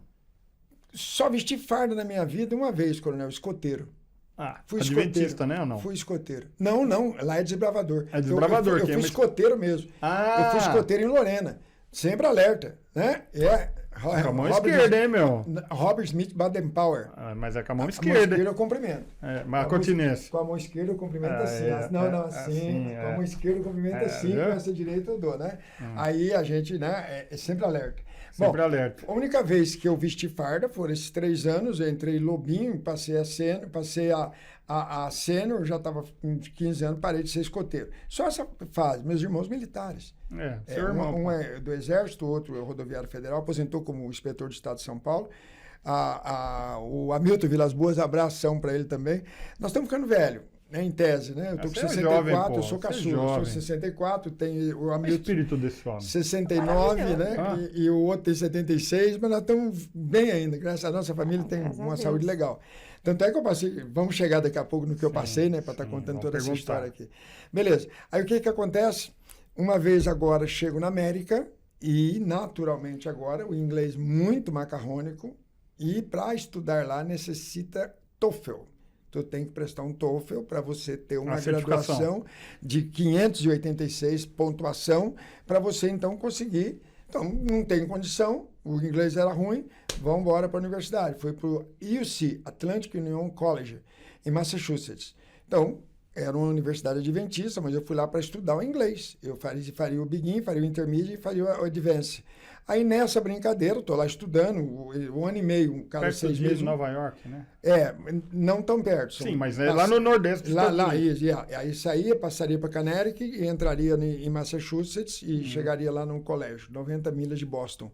Aí, resultado... Na região de Nova York. Mas agora você imagina um caminhoneiro 4 anos e meio antes, 4 anos e meio depois morando nos Estados Unidos. Isso não é para qualquer um. Isso é uma história que dá muitos livros, tá entendendo? Com certeza. Mas o mais doido da história é que aparece uma pequena propaganda num jornal brasileiro. Lá é uma comunidade muito brasileira, muito luso brasileira, português e brasileiro. Você fala bem o português? Se fala, estará empregado. Poxa vida, rapaz. Era o que ele precisava. Fazia 3 meses que eu estava lá, o que eu mais sabia falar era português. É lógico, nativo ainda. Aí, resultado, eu falei, a única coisa que eu sei nesse país aqui é falar português. Português. E procurar caldo de cana com pastel para comer e não achava. De jeito nenhum. Desesperadamente, eu queria pastel. Uma oportunidade de negócio para todo mundo. Todo vai embora para Nova York, vai montar caldo de cana e pastel, vai ficar milionário. Aí, até hoje é assim. Aí, resultado, amiga, fui atrás, e era em Nova York. Aí, consequentemente, chego em Nova York, né? Agora já mais capacitado, né? Já tinha virado gente, né? 31 anos de idade. Aí cheguei, me apresentei, e aí eles falaram assim, gostamos, legal. Tinha cabelo, bonitão, tal, bigode, bonitão, né? Continuamos bonitos. Sempre fomos bonitos. Agora, mesmo sem cabelo, nós sofremos. Aí, resultado, naturalmente, falou, vai ser um programa de entrevista, você tem que passar por uma entrevista. Mas eu pensei que era uma história de currículo, que você vai ali para quem é você, de onde você veio. Nada, era para apresentar um programa de entrevista. Mas era para apresentar um programa de entrevista. Virou jornalista. RTP, Rádio e Televisão Portuguesa, com a emissora da Globo nos Estados Unidos. Caramba. Saía no Brasil a Elma Tic, a fita grandona antiga. E ela entrava no voo da Varig, chegava em Nova York e colocava para os Estados Unidos todo o Cid Moreira falando um dia depois daqui. O Jornal Nacional passava aqui no dia 4, o Jornal Nacional no dia 5 lá. Que coisa, hein? Muito interessante. Só que eles tinham 15 minutos, um hiato de 15 minutos. Porque terminava a novela, ok? E não tinha o que apresentar. Aí falava alguma coisa de português lá. Mas não queria de Portugal. Não queria os portugueses de Portugal. Porque os portugueses é diferente, claro. E porque o brasileiro não entende o português de Portugal. Ele não entende. Agora o português entende o nosso português. É interessante isso. Então tem que arrumar um apresentador que fale português brasileiro e desta forma seja ouvido pelos dois públicos que nós queremos atingir, que é a Rádio e Televisão Portuguesa. Aí me deram o programa. Caraca. Qual o tema que o senhor acha que fica legal? Eu falei, saúde. Saúde. Aí, qual vai ser o nome do programa? Aqui é Podcast, lá foi RTP, Saúde e USA. Então, Rádio Televisão Portuguesa, Saúde, Estados Unidos. Show. E aí começamos um programa. E era um programa parecido com isso aqui, um outro formato apenas, que antigamente você olhava mais para a câmera do que olhar para nós aqui. E aí, consequentemente, me deram lá o texto, né? Que texto, TP, nada. né? O TPzinho do lá. jeito que eu rodava, eu já na terceira linha eu já tinha perdido tudo. Eu pegava, e aí eu falei, não dá texto não, deixa eu começar a entrevistar brasileiro de sucesso aqui. Aí, qual é o cara que tem mais sucesso aqui na América, dos brasileiros? Ah, ele está na Columbia University, o Ademir, do Rio Grande do Sul. Pá, tá lá no Brasil? Não, mora aqui, trabalha na Columbia aqui. Bora. Eu falei, peraí, vou atrás dele, pô. Aí achei o telefone dele e fui lá falar com ele na Colômbia. Aí quando eu entro lá para falar com o Ademir, em Nova York. Aí eu falei, Ademir, eu gostaria de entrevistar você. Eu queria que você fosse o primeiro entrevistado, para que a gente lance um programa para entrevistar brasileiros de sucesso. Ok? E que não vieram por bar do caminhão, e que não vieram por dentro do rio, que não vieram pelos coiotes, mas que vieram documentado. Entendeu? Gente que quer fazer e tem capacidade de fazer. Ele topou. Aí, resultado, mais falávamos a brasileiros, agora mudando o viés. Falava de saúde, mas também falava de como regulamentar-se na América. E de como corrigir, de como sair do 84, ok? Para ir para o I-20, para ir para o Green Card. Nós começamos a aprender agora o tema que o brasileiro precisava. Informação, né? Não, é tudo que o cara precisa. Ele quer ficar, ele quer legalizar. E aí o programa foi muito bom. Nisso aí eu passei lá 1 ano e meio apresentando o programa de televisão lá. E tenho no meu passaporte 18 carimbos. Nesse 1 ano e meio vim para o Brasil 18 vezes. Agora me diga uma coisa. Peraí, um detalhe. O brasileiro que vai para lá não volta. É, verdade. Então por que eu voltava? Pois é, por que você voltou? Para vender livro no Banco do Brasil, do país inteiro. Mas agora olha o currículo. Agora é um apresentador de televisão nos Estados Unidos, que vem ao Brasil, que já é apresentado pelo Dr. Eduardo, diretor médico do Banco do Brasil, já há 3 anos atrás, e ele continua, e ele ainda era um médico na época, hoje deve ser falecido, que eu estou falando muito tempo atrás, ele tinha uns 50 e poucos anos, então tinha toda a documentação, mas agora tinha um currículo. Então agora não era chegar a falar com 10 bancadas, agora eles colocavam em auditórios grandes, para a gente poder divulgar os livros, e assim eu vivi lá. Professor, você está nos contando... Não chegamos no próprio PM ainda. Não, mas vamos conversar. Você está nos contando aqui histórias que incentivam, né? Histórias que nos ensinam, histórias que nos motivam, né? Esses dias eu assisti um filme e eu tive até que parar de assistir porque eu tive um compromisso. Mas vou terminar. Chama Mais Que Vencedores. Já viu esse filme? Não, mas prometo ver. Então, ou talvez tenha visto e não percebi o nome. Assista, chama Mais Que Vencedores, né? Inclusive quem indicou foi o pastor Gil da Associação PM de Cristo, deixa um abraço aí para ele. Muito amigo meu também, junto com o Terra, junto com o Dacinho, junto com o Marcelo. E fantástico, né? Eu não vou dar spoiler, mas é um treinador de basquete e ele foi visitar um hospital junto com um pastor amigo dele e ele esbarrou numa porta. Eles barram numa porta, encontram um senhor que está acamado, né? Ele fala, bom, já que você entrou, né, faz uma oração para mim. Ixi. E daí começa. Então, às vezes, aí não tem muito a ver com filme, mas isso tem a ver porque você teve esse problema, né, de garganta e, de repente, encontrou um médico na sua vida, né? Que falou para você está pronto para encontrar Jesus, né? Isso mudou sua vida, né? Com certeza. E disso daí a gente tira um ensinamento também. Que nós, às vezes, estamos a um encontro do sucesso. Né? Às vezes nós estamos a um encontro do sucesso. Um passo de encontrar uma pessoa. E às vezes essas pessoas são pessoas invisíveis, que às vezes uma pessoa humilde, uma pessoa que, né, não tem nenhum tipo de relevância social, mas, ou às vezes sim, mas às vezes a gente negligencia. Por isso que, disso que você está me falando, até passar para todos os policiais e os cidadãos que estão nos vendo, né? Uma coisa que a gente aprende com a vida e você nos ensina isso, né? Jamais deixe de cumprimentar alguém sem olhar nos olhos das pessoas. Né? Então, se você for cumprimentar alguém, nunca cumprimente assim, ó. Oi, tudo bem? Quando alguém te cumprimentar assim, talvez você não esteja a um passo do sucesso. Mas quando você tiver a oportunidade de cumprimentar alguém, cumprimente olhando nos olhos. Com certeza, vai motivá-lo. Né?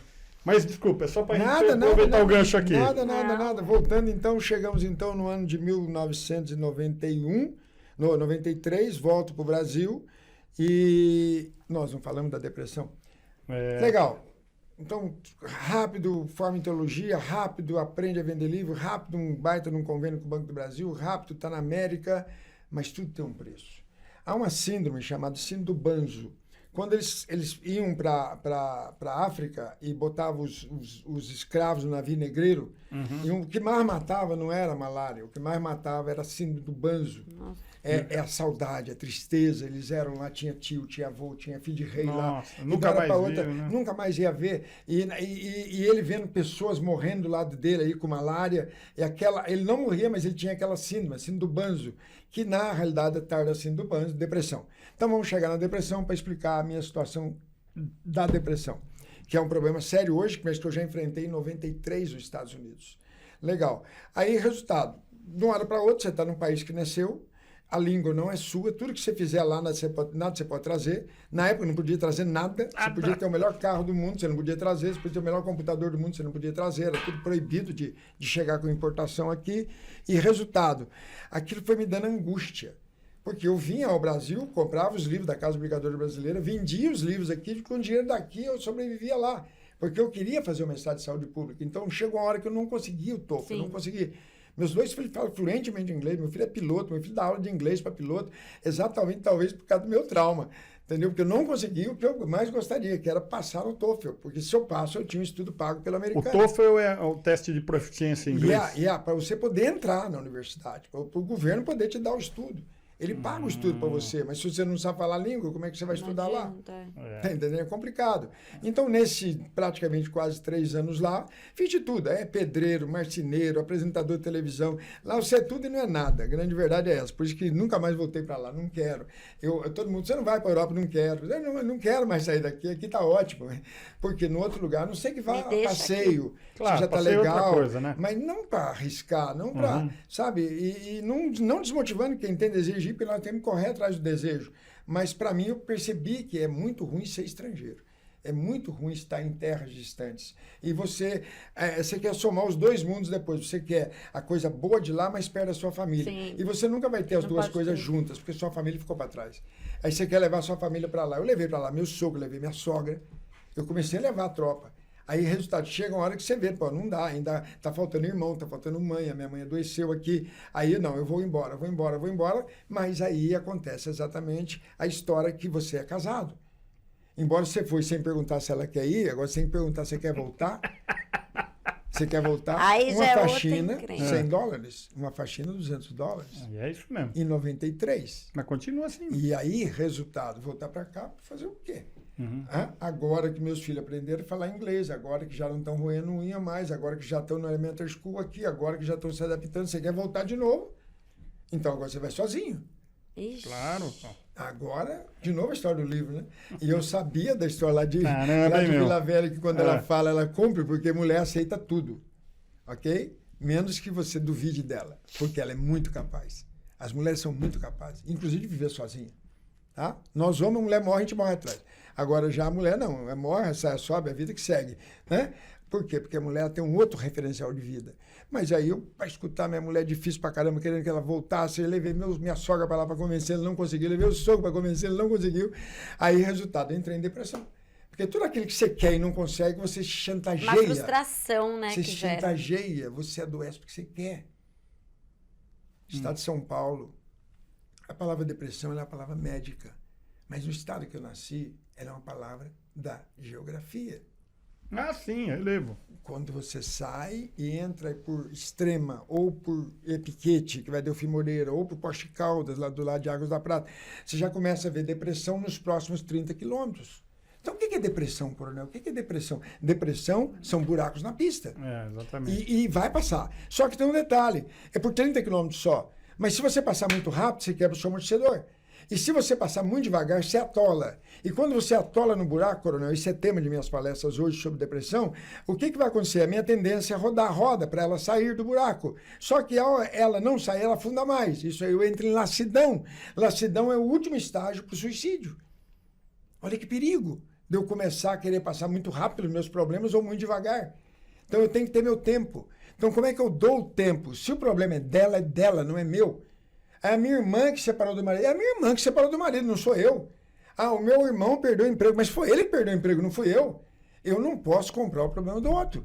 Lá em Pernambuco tem um negócio muito legal na Polícia Militar que é ema, cada um com seu problema. Se nós seguirmos isso, coronel, a gente já acerta muito a nossa vida. Por quê? Porque nós estamos comprando problema da mulher, não. Da esposa, não. Do filho, não. Do pai, não. Nós estamos comprando problema do outro que eu nem conheço, pela televisão e pela internet. Então eu estou com medo da Ucrânia, porque a Ucrânia está matando todo mundo, o Putin vai invadir a gente. Cadê a guerra da Ucrânia? Ninguém fala mais, ninguém acessa mais nada da guerra da Ucrânia. Mas quando ela surgiu um ano e meio atrás, todo mundo ficava comendo aquela coisa que ninguém quer comer. Tristeza, angústia, medo. Então, nós temos que seletizar. Ah, você falou Esse é um ponto. Eu tenho que escolher o que eu ponho dentro dos meus olhos, que vai chegar no meu cérebro. Eu tenho que escolher o que eu ouço. Então, se você é um policial militar, não acredite que o cara é mais forte que você. O Estado é muito mais forte que a marginalidade, mas muito mais forte. Então, se você tem 4 amigos que vão morrer por você, eles vão morrer. E eles vão junto com você. Basta ver agora o que está acontecendo em Santos. O Estado é forte. Então, nós não podemos ir para uma situação de risco achando que eu já vou perder. No litoral, de uma maneira geral. Né? No Brasil, de uma maneira geral, Coronel. Porque, infelizmente, a criminalidade só aumenta. Agora, o policial, que é o sistema imunológico da sociedade, como é que ele vai fazer? Se ele acreditar que não vai dar certo? Ele vai entrar em depressão. Então, como é que eu faço? A depressão vem só porque eu recebi notícias negativas? Não. É porque eu digeri e acreditei. Então, e aí você fala muito disso, né? E o Coronel Amaury, principalmente no CAO e no CSP, que é o nosso mestrado e doutorado, eu sempre deixo um abraço aí pro Coronel Amaury. Eu sempre falava da qualidade de vida, né? Mas também da qualidade de pensamento. Não tenha dúvida. Né? Então, a qualidade de pensamento ela é muito importante. Inclusive, demonstrou para a gente, né? Algumas, não digo radiografia, mas foto de células, né? Que tirou, que foram colocadas em microscópio, testadas, né? Testadas depois, assim que você recebia um estímulo positivo e assim que você recebia um estímulo negativo. Com certeza. A diferença é gritante. Coronel, vamos para a pandemia? Vamos falar da pandemia? Então, quando nós voltamos em 2020... Por que eu parei de ver jornal, lógico, TV, mas a maioria já não vê mais nada. E outra, aqui eu seletizo. Lógico. Aqui eu escolho. Sim. Eu quero ver... Coisas boas, né? Não, lógico. E outra, esse podcast vai ser muito visto porque alguém vê, gosta e ele encaminha. Quando alguém que é meu amigo me encaminha, eu abro. Se é alguém que apenas me mandou, que eu nunca nem vi, ou é uma empresa que está chegando ao meu número de telefone porque alguém pegou meu mail, sei lá onde aí eu não dou atenção. Então, resultado, Coronel, nós estamos conseguindo hoje entrar num mundo onde eu tenho a opção de estar ou não doente. Mas eu não tinha essa opção há 3 anos atrás. Chegou para mim uma informação que todos iam morrer. Chegou para mim uma informação que minha mãe está morrendo com esse Covid, todo mundo está morrendo, eu vou morrer também. A doença foi embora, ficou a depressão. E o índice de suicídio aumentou em larga escala, especialmente nas crianças. Por quê? Porque viram os pais com medo. Aí a influência de um pai. O pai não pode ter medo. Ele é o super-herói. né? Ele é o super-herói. É a cueca por fora da calça mesmo. É super-herói, super-homem. Ele tem problema. O senhor tem, você tem, eu tenho. Todos nós temos problema. Mas nós não podemos transpor esses problemas aos filhos. Até discussão com a esposa tem que ser no particular. Eu tenho ensinado nas palestras. Se vai discutir com ela, é um assunto sério, vai para o McDonald's. Lá no McDonald's, no público, aí você joga no ar. E, se possível, escreva antes. Olha, eu quero falar com você sobre isso. A gente tem muitos problemas, né? A gente tem problema, né? Falar que eu não tenho problema, todos nós temos. Né? Todo mundo tem problema, né? E essa questão, e os policiais passam muito por isso, com né, certeza. professor, na história que você está falando aí. Não, e outra, e quantas histórias trágicas que eu já vivenciei como comandante. Que eu estou lhe falando, não só de polícia, mas do cliente. A tal da desinteligência. Ou seja, eu vou lá na família para resolver um problema matrimonial. Eu me torno psicólogo, eu me torno padre, eu me torno pastor, eu me torno juiz, eu me torno advogado, naquele momento daquela família, só que ela está com a boca toda ensanguentada, o cara que bateu nela está lá, e a esposa que acabou de apanhar com a boca, com o dente quebrado, o polícia, dá só um susto nele. Ela não quer nem que ele prenda o marido dela, ela quer apenas que o marido dela mude a atitude, coronel. Esse é um ponto sério. E o polícia, se ele traz essa coisa para ele, isso dói, porque ele fala, puxa, eu tinha condição de prendê-lo, eu tinha condição de que o Estado reeducasse, mas a própria esposa não abriu o BO, a própria esposa não quer prender o cara. E eu sei que amanhã talvez ela vai estar morta. Mas tem que prender, meu. Se constatou lá uma agressão, vai fazer o quê? Exatamente. E aí o polícia... Não, mas eu já aprendi casos dessa situação. E acabou, quando eu era tenente, né, da ocorrência desse tipo, de que praticamente ele saiu primeiro que eu. E no dia seguinte estava tudo junto, mas como se nada tivesse acontecido. Por quê? Por isso que hoje está mudando as leis. Se ela abrir um BO depois ela não consegue nem ela tirar aquele BO mais. Por quê? Porque o Estado tem que atuar. Claro, alguém tem que dar limite. Que ela não aprendeu a dar o limite, ou ele não aprendeu. Porque tem mulheres também que fazem isso com homens. E judia de homem, bate em homem. Então, o problema é social, coronel. O problema é muito... Mas só que quem está no meio desse problema é a polícia. É a polícia que está pagando a missão do Copom por uma coisa, inverte, vai lá naquela família, quando vê, já vê um outro morto aqui, já vê um acidente ali. É muito triste. Por isso que a mediação de conflitos é fundamental nas muito, escolas, né? Mas me diga uma coisa aqui, aproveitando o seu gancho, né? Você falou de depressão, você teve essa vivência não só no Brasil, na pele e tal. Não, voltando à depressão, só um pouquinho. Aí, legal. América, você não tem SUS. América, você não tem plano de saúde. Agora eu tô doente. Eu tô em depressão. Aí, vaquinha. Mas você conseguiu reconhecer que você estava em depressão? Não, nem sabia que era isso. Eu estava falando em 93. Também, né? A pessoa não eu estava falando em 93, saber, né? Era coisa que nem existia ainda. Nem se falava, né? Aí, resultado, era um médico indiano, fizemos uma vaquinha lá, arrumei a grana para poder pagar essa consulta, e lá é caríssimo, consulta médica, internação, então é caríssimo, né? Aí, resultado, era um médico indiano, e aí ele falava o inglês, e eu entendia já mais ou menos. Chegou a hora que ele chamou um hispano para traduzir a secretária dele, ela traduziu, deu para entender, e ele falava, você está depressivo. Mas eu nunca tinha ouvido nem essa palavra depressão, em 92, 91 não se falava isso. O muito que se falava, você está tristonho, você está muito triste. Era a denominação. Amuado, boa, coronel. Calado. Borocochô. Borocochô. Aí nós vamos achar várias palavras que sinônimos de depressão. Aí, resultado, eu te daria um conselho, que você voltasse para o seu país, em primeiro lugar, que você parasse o que você está fazendo, mudasse para um sítio, criasse umas galinhas, plantasse umas alface e você vai sair do seu problema. Ela falou isso? Desse jeito. Quando a minha esposa ouviu o médico falando, aí ela se conscientizou. Agora eu vou largar as faxinas e vou embora atrás dele, porque eu prefiro ele vivo do que ele morto. Porque se ele continuar nessa pegada, ele vai morrer. Esse médico, eu posso mandar foto da conta para o senhor, para você depois, $1.200 é dinheiro hoje ainda. Você pega R$5.500, $1.000, você bota mais $200, você tem R$7.000. O Dr. Reis vivo, né? Médico aqui no Brasil, eu lá em 93, nessa época ele era médico do Hospital Silvestre, no Rio de Janeiro, um grande hospital adventista. Aí, resultado, eu liguei para ele 6 horas da tarde, uma quarta-feira. E aí comecei a contar a minha história para ele, que eu estava triste, isso. Ele foi me enrolando, foi conversando. 7 horas da manhã no outro dia. $1.200 veio a conta. para mim, da AT&T. Ah, não, esse daí você conversando com o médico indiano. Do Brasil. Do Brasil. O Dr. Reis. Sim. O Dr. Reis, que está pronto para contar Jesus. Agora, 6 anos depois, meu irmão, meu amigo, eu liguei para ele que eu estava triste, eu não estava aguentando ficar lá, eu queria vir embora. Ele foi uma noite inteira Uma contigo. noite inteira. E graças a Deus que ele me escutou. Que bom. Daí um conselho para todo mundo. Se tiver sentindo tristonho, cabrunhado, borocochô, ligue para alguém. Ou procure alguém. Só tem uma pessoa que vai te ajudar. Sabe quem? Você mesmo. É verdade. É a decisão. Eu não quero adoecer. Sim. Eu conheci uma pessoa ontem, infelizmente, lá em Lorena, que está muito obesa e cada dia está ficando mais obesa. Tá? E ele já está na cama, ele não sai da cama, ele já está com 160 quilos e a coisa está complicando, daqui a pouco é igual aos quilos mortais, né? Do canal a cabo lá. Então, como é que eu chego a 200 quilos? Como é que eu chego a 300 quilos? E é possível. Moleza. É simplesmente vem a depressão e eu agora tenho que comer. Porque uma das coisas que aparentemente faz com que eu queira ficar vivo é exatamente a alimentação. Que dá uma sensação de bem-estar. Lógico, é a única coisa que dá bem-estar para um cara que está cada dia pior é a comida. Né? Já tentou no sexo, não deu, já tentou no jogo, não deu, já tentou na cachaça, não deu, já tentou na droga, não deu, aí vai para a comida. E agora ele vai ficar inerte numa cama e vai adoecer. Bom, dito isso, volto para o Brasil. Consegui chegar aqui, comprei um sítio, né? Que, aliás, está na contracapa da revista, um lugar muito bonito, na região de Campos Jordão. Comprei em 1993, né? Aí, consequentemente, criamos lá um local para poder atender os policiais militares e muitos polícias vão para lá, em Piquete, na Serra da Mantiqueira. Na Serra da Mantiqueira. Pé do Pico dos Marins, Coronel.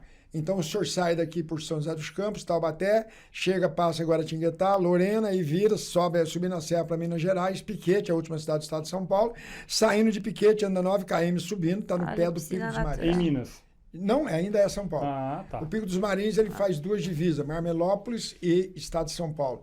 É fantástico o Pico dos Marins, o que tem de turista do mundo inteiro lá, toda noite, especialmente. A gente vai lá. Mas, comandante, na hora, nós demos curso de casais lá, coronel. Muitos policiais vão para lá. E o mais interessante é tentar entender o casamento. Agora, voltando de novo, então, na história da depressão, aí escrevi esse livro sobre estresse, exatamente nesse ano, e comecei a trabalhar com ela. E como é que eu chego na Polícia Militar? O que aconteceu? Como é que tem esse trânsito, né? Da Banco do Brasil para a Polícia Militar do Estado de São Paulo. Você já tinha passado pela PM lá no Recife. No Recife. Agora vamos nos pela nomes. Marinha. Vamos, Marinha em 93. Exército, né? Brother. Vai andando. Ali, agora estou... E Força Aérea, não conheceu ninguém? Conheci, muito, inclusive em Guaratinguetá. E muito, Coronel Wisler, que comandou lá em Guaratinguetá a escola e que depois aposentou com o CTA lá em São José dos Campos, muito irmão, muito meu amigo, mas bora, vamos lá. Aí estou lá agora, voltei, dando palestra pela Polícia, pelo Banco do Brasil, chego aqui em São Paulo, voltando de Curitiba e desço de terno, sempre de terno, o ano era 98, Coronel, 97. O ano era 97, me lembra, por causa das greves da Polícia Militar no país todo. Começando a ProPM. Não, 99. Aí, o embrião, mas lá, o projeto Arco-Íris. Já estava começando com a dona Tereza, já estava andando. Mas eu nem imaginava, nem sabia nada. Meu negócio era Banco do Brasil, sempre Banco do Brasil. Pego um avião de Curitiba para cá, desço no aeroporto. Quando eu desço no aeroporto, passa 2 caras de terno por mim, dizendo que vinham de Manaus e que não conhecia São Paulo, muito brincalhão, muito falador. Me propus a guiar os caras. Vocês estão de carro alugado? Não, nós vamos pegar um táxi. Eu vou com vocês também, acabei não alugando o carro dessa vez. Entrei no táxi com eles. Aí eu entro no táxi com eles lá no aeroporto de Guarulhos, pro sentido da Avenida Paulista, né? Cara, você é corajoso, hein, meu? Muito. E em frente ao shopping da Paulista tem o prédio da 89 FM. Eu estava lá no 6º andar, 89 é lá um pouquinho mais acima naquele prédio. Aí, resultado, na metade do caminho, quando ele chega na radial, em vez dele sentir do centro, ele vai vir a Matilde, o taxista.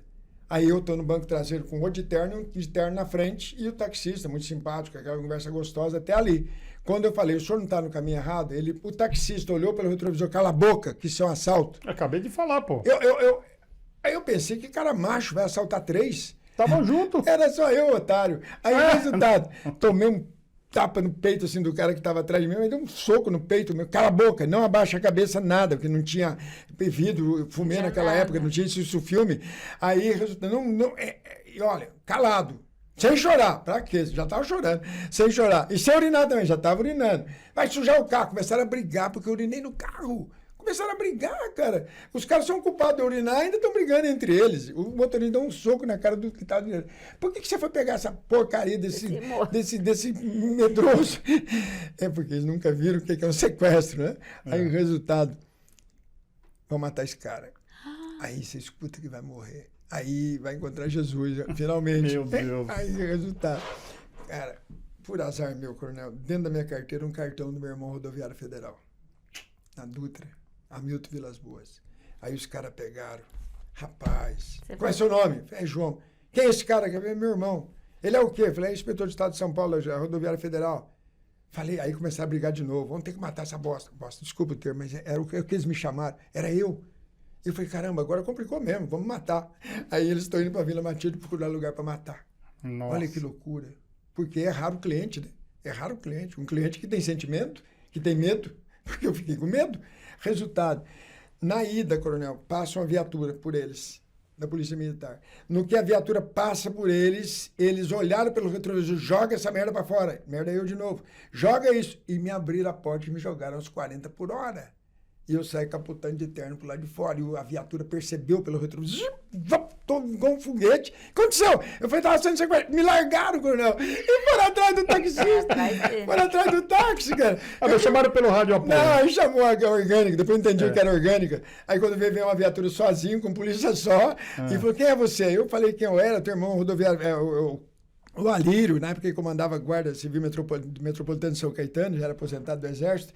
Aí meu irmão falou, prende ele, não solta ele não, porque eu sei que é isso que ele passou aí, ele está desnorteado. Leva ele para a Delegacia Civil e me chama, tô indo aí já. Aí falaram na delegacia, meu irmão chegou lá, me tiraram do sequestro. E aí, resultado, tudo era agenda. O ano era 96, tudo era agenda, não existia celular. Agora começaram a aterrorizar, porque a agenda ficou no carro.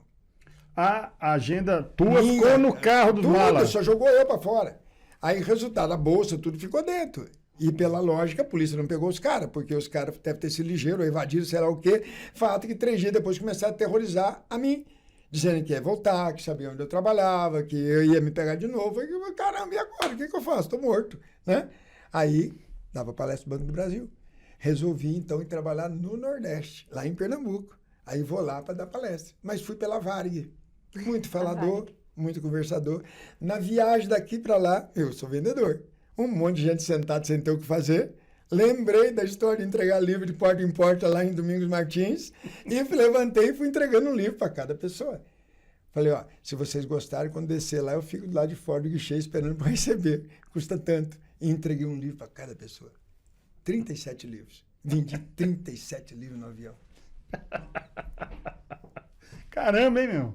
Irmão, quando eu falei, rapaz, meu negócio é vender livro de novo. Só que agora eu já era autor do Estresse Previna, foi isso, eu ainda sou autor, o negócio tem know-how, professor e tal, show de bola. Só quando eu chego no Recife, o pessoal da Varig encantou comigo. Falei, rapaz, nunca ninguém fez isso aqui, você fez tudo legal. Você deixou, tá do lado de fora do guichê, a hora que eles saírem, né? Aí eles pagam ou não pagam, você é corajoso, porque muita gente poderia ter botado o livro na sacola e levado embora. Tudo bem também. Eu falei, peraí, pô, o povo é honesto, pô. Peraí. Aí todos eles pagaram certinho. Ele falou, pô, a pessoa podia dar uma palestra para nós, o pessoal da Varig. Aí comecei a dar palestra para a Varig. Ok? A Varig estava fechando, ela estava no vértice descendo. Ela sabia que ia fechar. Autorização para pouso, pedindo autorização para pouso. Ela estava já quebrando em 96. Aí, resultado. O senhor poderia fazer uma palestra para nós vamos chamar todos os diretores do Nordeste e o senhor mostrar essa vontade de viver que o senhor tem, essa vontade de trabalhar e precisão de trabalhar, porque eles são empregados e registrados, tudo para aposentar, e já não estão deixando mais a Varig andar, é tanta coisinha que não funciona mais. Aí eu falei, vai ser aonde a palestra? Vai ser no Mar Hotel. Mar Hotel, um dos melhores hotéis do Recife, vai ser no Mar Hotel e tal. Aí botaram lá uns 60 diretores do Nordeste todinho para fazer a palestra. Fiz uma palestra, não entendia nada do que era Varig, nem sabia que estava fechando, não sabia nada, só sobre motivação. Todo mundo adorou. Bom, vamos contratar esse cara, ele vai de estado em estado, motivando os funcionários. E assim foi. Comecei a dar palestra pela Varig. Nessa brincadeira da palestra pela Varig, o que acontece? Veio a greve de 97 da Polícia Militar no país, começou na Paraíba. Isso começando lá para eclodir aqui. Aí, a nossa principal foi em 88. 88 que o bicho pegou aqui. Quase deu a greve.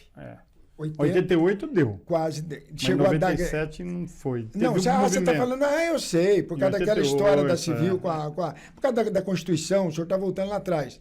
Mas teve greve mesmo. Houve greve. Até coronel, o finado coronel, o Biratã, na época, acho que ele era capitão, ele puxou. A gente arrancava, o pessoal, os oficiais arrancavam.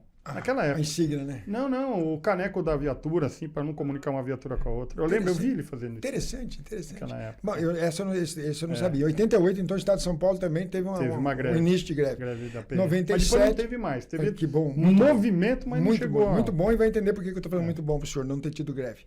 Aí, resultado... Que nem pode, né? Crime militar, né? Aí eu estava lá no Recife, aí os comandantes os gerais do país foram convidados para ir ao Nordeste.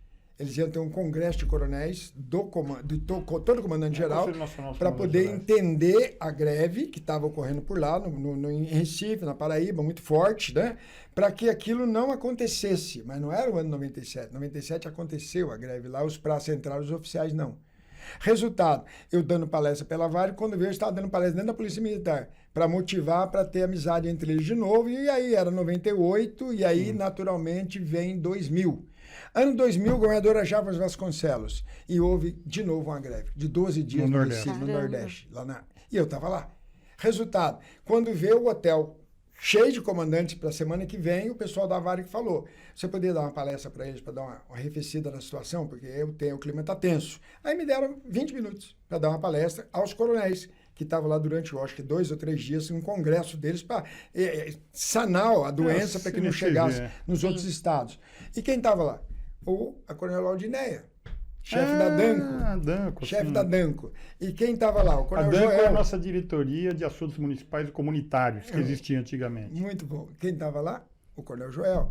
Quem estava lá? Tenente Salles. Tenente Salles da Cavalaria. Salles. Grandão. Aí, resultado. Geral, aí, terminei a palestra com esse sotaque de meio paulista, né? Não tem sotaque de mineiro, não tem sotaque de catarina, não tem sotaque nenhum. Tem mudado, não tem sotaque. Aí, resultado, ele veio conversar comigo. Ele falou, Salles. O Salles, tenente. Aí ele falou, eu vejo que você não é daqui. Eu falei, sim, eu sou mineiro, mas morava em São Paulo. Contei rapidinho a história do sequestro para ele. Ele falou, a Coronel quer conversar com você. Aí começamos a conversar. E naquilo ali ela fez um convite para que eu viesse para São Paulo, para dar palestra para a Polícia Militar. Mas eu falei, eu não posso. Por quê? Porque eu tenho um contrato com a PM aqui de Pernambuco, que é lá o CAS. Aqui era CAS RJ, lá era CAS, Centro de Assistência Social. Lá era uma diretoria que tinha recursos, né, para poder contratar terceiros. E eu falei, não há condição de eu ir, porque eu já estou estabilizado aqui. Está com contrato, né? Não quero voltar também para São Paulo. Tinha medo ainda dos sequestradores e tal. E resultado, Coronel, passados 5 meses, a minha esposa, essa que é a capa da revista, esse era exatamente o ano que ela teve derrame. Então, no ano 2000, ela teve 2 derrames. E mais louco, dentro da relação sexual. Caraca. Aí a coisa vira. Quantos anos? Ela tinha 38 anos. Em 2000? No ano era 2000, ela tinha 38. Dentro da relação sexual, ela teve derrame. Aí você tem que bater na porta do vizinho, para o vizinho entrar na sua casa, sua mulher nua, para te ajudar a carregá-la, para levar para o carro, para levar para o hospital, e depois me entregar um ser humano que não era ela mais. Aí fralda, cadeira de roda, muda, cabeça não parava no pescoço, 2 anos e meio. Meu Deus. Desse jeito. Que coisa, hein, mano? E aí, irmão? Aí, o que eu tenho que fazer? Lembrei do Salles. Liguei para ele. Tenente Salles da Cavalaria. Sim. Lembra que o senhor me fez um convite assim, assado?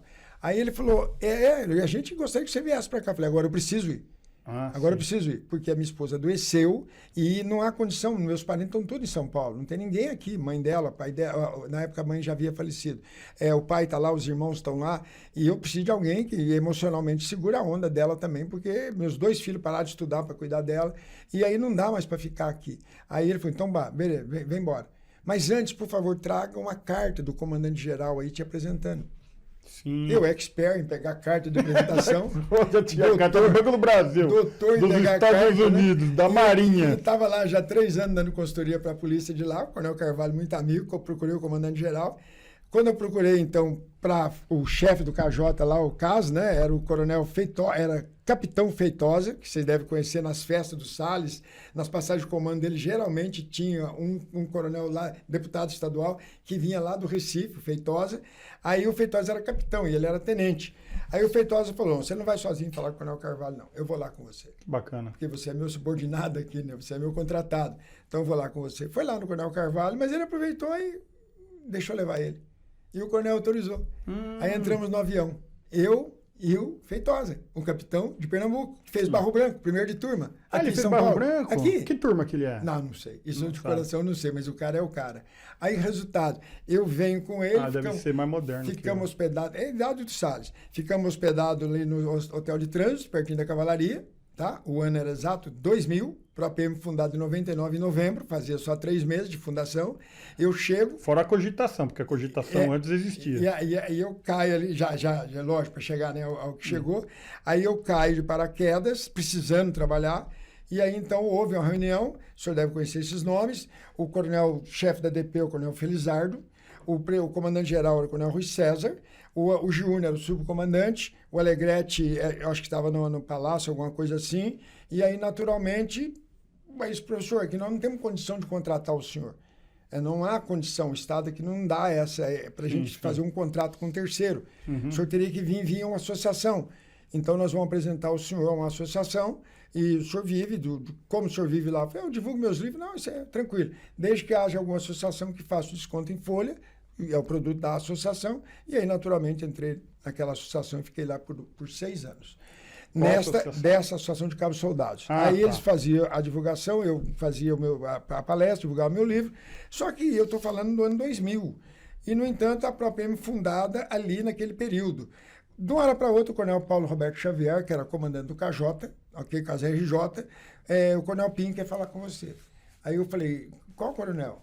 Ele falou, tem um ProAPM agora, foi instituído agora, eles estão precisando de um divulgador, você poderia ir até lá, nós vamos lá na Alfredo Pujol. Aí nós fomos lá... Era em Santana. Fomos lá conversar com o coronel Pinho. Ele falou assim, professor, não precisa mudar nada da sua vida, eu apenas peço que você possa, na hora da sua palestra, fale do que é o ProAPM. Para isso, eu vou apresentar a dona Tereza Pellegrina para o senhor. Que era voluntária. Que é grande voluntária, aí o senhor vai conhecê-la para que ela explique o que é o ProAPM. O senhor pode fazer? Eu falei, lógico que eu posso. Aí eu, naturalmente, fui até o HM, conheci a dona Tereza Pellegrina. Que era a chefe das voluntárias no hospital. E deveria gravar um podcast desse com ela, que ela é fantástica. Ela tem 82, 84 anos hoje, mas fantástica, extremamente lúcida.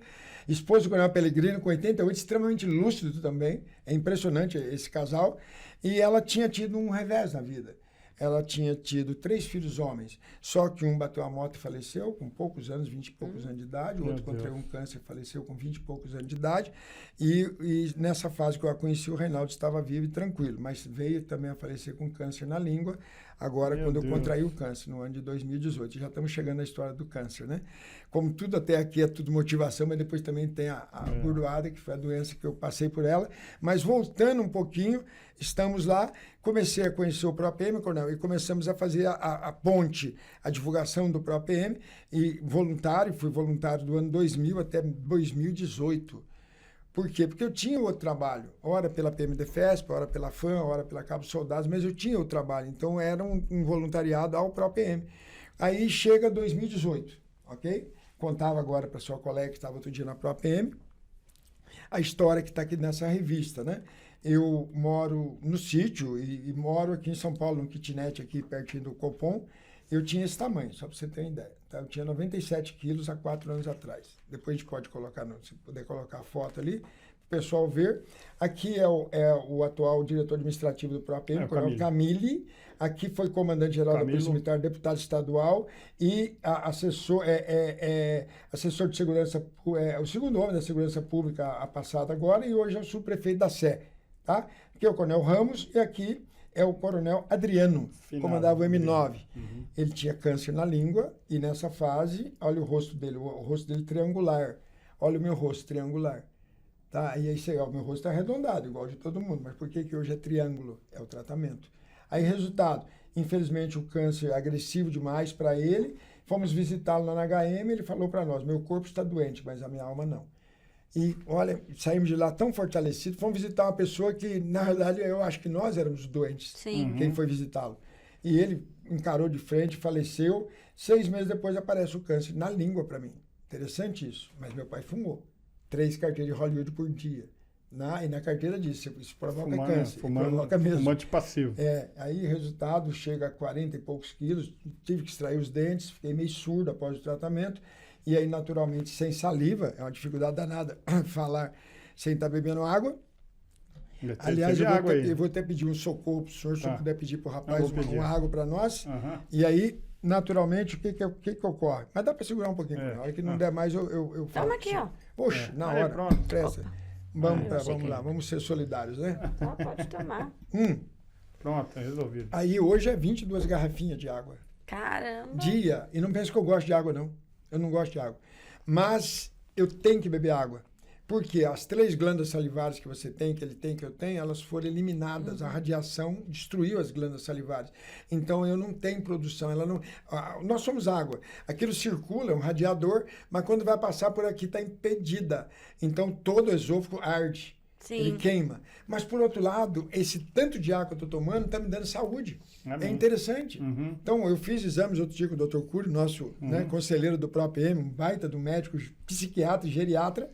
E ele fez meus exames e falou, você parece um menino. Você não tem nada. Para quem teve um câncer, não tem nada. Nem próstata, está tudo organizado com você. Talvez a água. Talvez. História de superação, né? Aí podemos entrar na história da doença? Pode, vamos rapidinho. Nós temos mais 5 minutinhos aí. Só isso? Pronto. Poxa vida. Tá resolvido. Mas aí a gente... É tão interessante.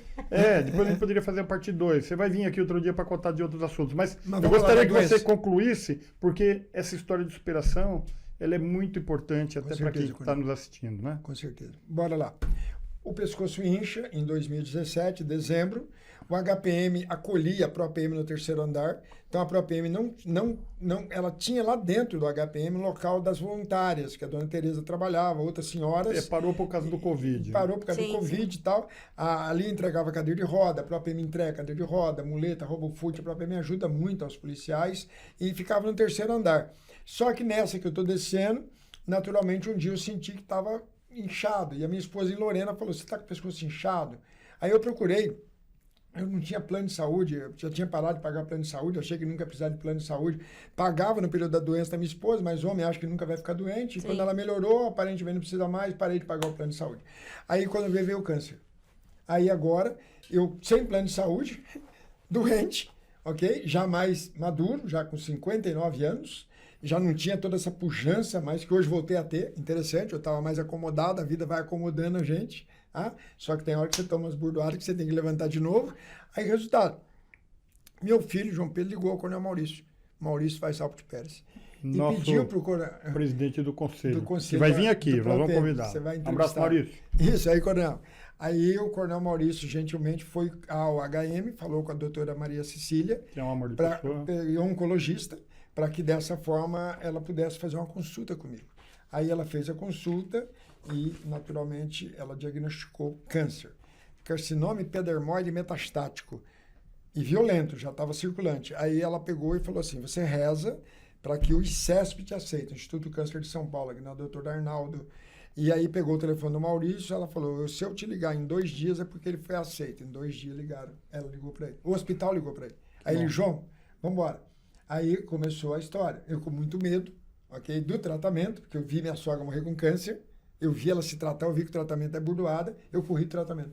Embora ter no hospital, ter uma vaga, não fui, Coronel, pro tratamento. Eita. Aí fui pro tratamento natural, que é muito bom, mas não quando você está doente. Sim. Ele é preventivo, não curativo. Aí com muito custo consegui aceitar e aí veio então o tratamento. Começou em 2018, em setembro, e saí do hospital em dezembro, do Instituto Câncer aqui. E de lá para cá, eu não tomei mais uma Novalgina. Que maravilha, de 2018. Graças a Deus. Que benção. A sonda que eu teria que ficar até maio, eu consegui tirá-la, com o apoio do pessoal, tirei em dezembro. Mas você sempre esteve pronto para ver Jesus, né? Aleluia. Eu vou ver ainda. Entendeu? Nós iremos ver. Não, mas, quando a gente fala assim, a gente fala, não que nós vamos passar, todos nós iremos passar por uma outra etapa. Mas tê-lo conosco. Diário, né? diário. Amigo, E irmão. isso daí renova e refrigera Comandante. a alma, né? Acreditar que veio para esse podcast sem saber o que ia falar e se deixar eu falo 6 horas seguidas. É exatamente esse é o poder de Deus. Porque ele sabe onde ele quer tocar, ele sabe quem vai assistir. Sim. Talvez a esposa do cara esteja com câncer, talvez uma filha, talvez ele. E eles precisam entender que dá para vencer o câncer, mas tem que ter tratamento. Sim. E é por isso que o ProAPM contratou 2 oncologistas para a HPM. Por isso que a ProAPM contrata médicos. A ProAPM ela existe com pequenas doações de policiais militares e aí nós já estamos pagando quase 12 médicos do Hospital da Polícia Militar. Que faz a diferença. Faz uma grande diferença ter médico na hora que você precisa. É o médico que dá o diagnóstico. Mas depois do diagnóstico você tem que ter o tratamento. E aonde então a ProAPM ela equipa o Hospital da Polícia Militar, ela ajuda. O Covid, ela foi forte porque ela comprou respiradores para o hospital. E quem é o ProAPM? Policiais que ajudam com R$6. Cabo soldado ajuda com 6, o cabo ajuda com 7. Pagam muito mais, contribuem com 20 ajuda, reais, porque 50. é voluntariado. Mas o mínimo, então, um coronel como ele, ajudaria apenas com R$26. Mas a maioria 50, 60, 70, aliás, que o que é 60 reais? O que é 50 reais? E ajuda tantas para vezes. ajudar o meu irmão de farda. Professor. Bora. Olha que alegria estar aqui. Nossa, que história, hein? E muito grande. Envolve E não acabou. Não acabou, hein? Ainda não acabou. Geralmente a gente termina aqui, a gente sempre pergunta, né, Bianca? Assim, um fato, né? Curioso, né? Em 1 minuto, hein? E um fato divertido que você vivenciou. Na sua carreira. Na sua carreira, na sua vida, na sua história. Então, eu queria com curioso primeiro, né? Se você lembrar algum. E um divertido, que você rachou o bico pra caramba. Fato curioso, cheguei na faculdade de teologia e falava bicicleta. Eu falava menos água. Eu falava clicar. E um fato curioso que me dão como professor de português, um dos melhores professores de português desse país, o Pedro Apolinário. E ele falava, meu filho, ele era já de idade, eu tinha 26, eu devia ter uns 60. Meu filho, quem falou para você fazer teologia? Se você não sabe nem falar o português. Quem fez esse louco? Quem é que te indicou para você vir para cá? Porque, bicicleta não existe. Menos água não existe. E aquilo ficou tão na minha mente que você não acredita. E você foi falar para a comunidade luso-brasileira nos Estados Unidos. Nos Estados Unidos. Esse é o curioso, né? Coisa, né? O alegre, você quer um fato alegre agora, né? O alegre é acordar hoje pela manhã com a filha chegando de Bogotá e um filho chegando hoje em Roma. Que bênção. Essa é a grande alegria. Ela tem exatos 40 anos, ele tem exatos 38 anos. A grande alegria dessa vida, coronel e menina, a grande alegria é o seu filho ser melhor do que você. Amém. Essa é a grande alegria. E o que os pais mais querem é ver que os filhos foram mais longe que eles. Sim, que os filhos fizeram mais que eles. Aí eles se sentem bem. A gente se sente alegre. Aí gera endorfinas. Aí faz eu querer viver mais. Claro. Por quê? Porque deu certo. O meu filho deu certo. A minha filha deu certo. E no outro podcast, que aí tem que ser um podcast inteiro, para você trazer mais um aqui, um outro filho que eu tenho, que só me descobriu com 25 anos de idade. Olha. E eu com 25 anos de casado, só tinha 2. Aí o cara pela internet me acha e fala, eu sou seu filho. A vasectomia. E eu tinha feito a vasectomia. Não, e o louco é que eu tinha feito a vasectomia. Então como é que eu tenho um filho se eu fiz vasectomia? Eu fui atrás. Aí cheguei no cara, e quando fizer mais conta, o cara era meu filho. Mas essa história é pra gente contar depois. Muito grande, muito bonita. E aí, resultado, ele passou a vida inteira achando que o pai e a mãe dele era pai e mãe. Um dos dois contraiu AIDS primeiro, passou AIDS pro outro, morreu um primeiro. Quando a mãe foi morrer, a mãe chamou ele e falou, ele não era seu pai. E eu estou morrendo, não posso deixar de te contar. Seu pai é o João Vilas Boas, e esse cara me procurou dos 11 anos de idade até os 25. Que coisa, que loucura, irmão. E quando ele me encontra, ele me dá uma foto e ele dá uma declaração de amor, assim, que é impressionante, porque ele já sabia o que ele estava procurando, mas eu não sabia que ele existia. Eu não sabia que ele existia. E esse rapaz hoje, ele na Canção Nova, lá em Cachoeira Paulista, ele é um dos melhores entrevistados lá, porque ele é formado em ciência da computação, formado em administração de empresa, pós-graduado em administração de empresa, teólogo por minha influência, e ele poderia, num outro podcast, explicar que se você tiver um pai, vá atrás dele. Se você ouvir que você tem um pai, vá atrás dele. Mas não é aquele pai biológico, é aquele pai que de fato pode ser seu pai. Bacana. Mas peraí, o que você está querendo explicar? Tem horas que a gente mora com alguém, e nós não procuramos o nosso pai. E o nosso pai é o nosso próprio pai que está ali. Mas eu não procuro. Por causa da minha idade, por causa da minha arrogância. Meu pai é velho, eu não preciso dele, ele não sabe o que ele fala. Entendeu? Ele só me dá trabalho. Não, procure seu pai. Porque quando você procurar o seu pai te der atenção, você se resolve. Sim. Esse é um grande ponto. Então, Tema de um outro podcast.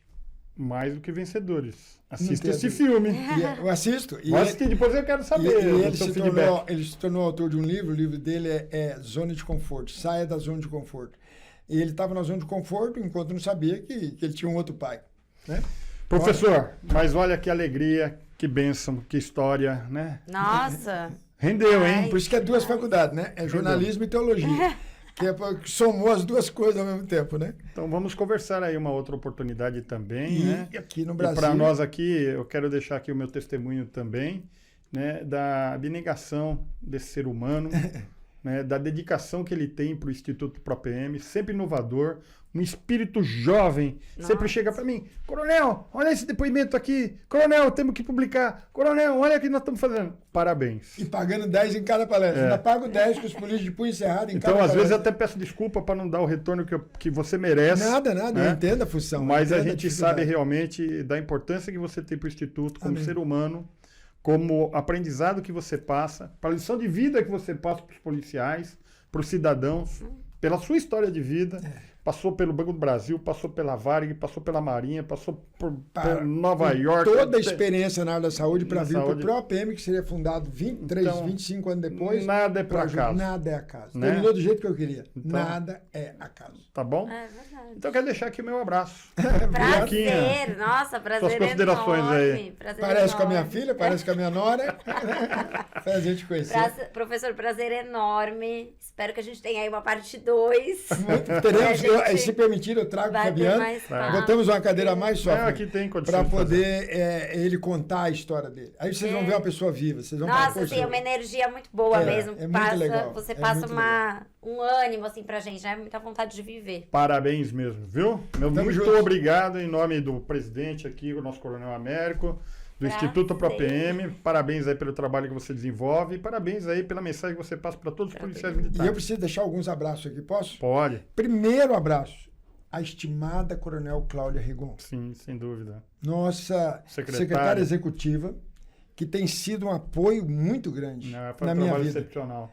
Quando eu estava com sonda no nariz lá no hospital, eu precisava trabalhar.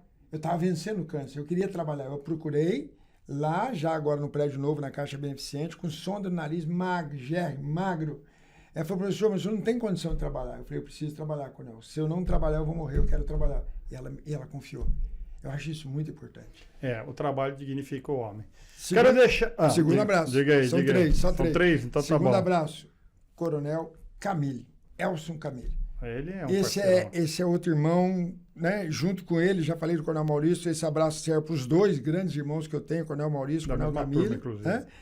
O Coronel Cury serve o terceiro abraço, mas o último abraço tem que ser para essa patroa aqui, que naturalmente eu aprendi a depender. Né? Que bacana. Quando você depende da sua esposa, você faz com que ela se dependa, ela também ela dependa de você.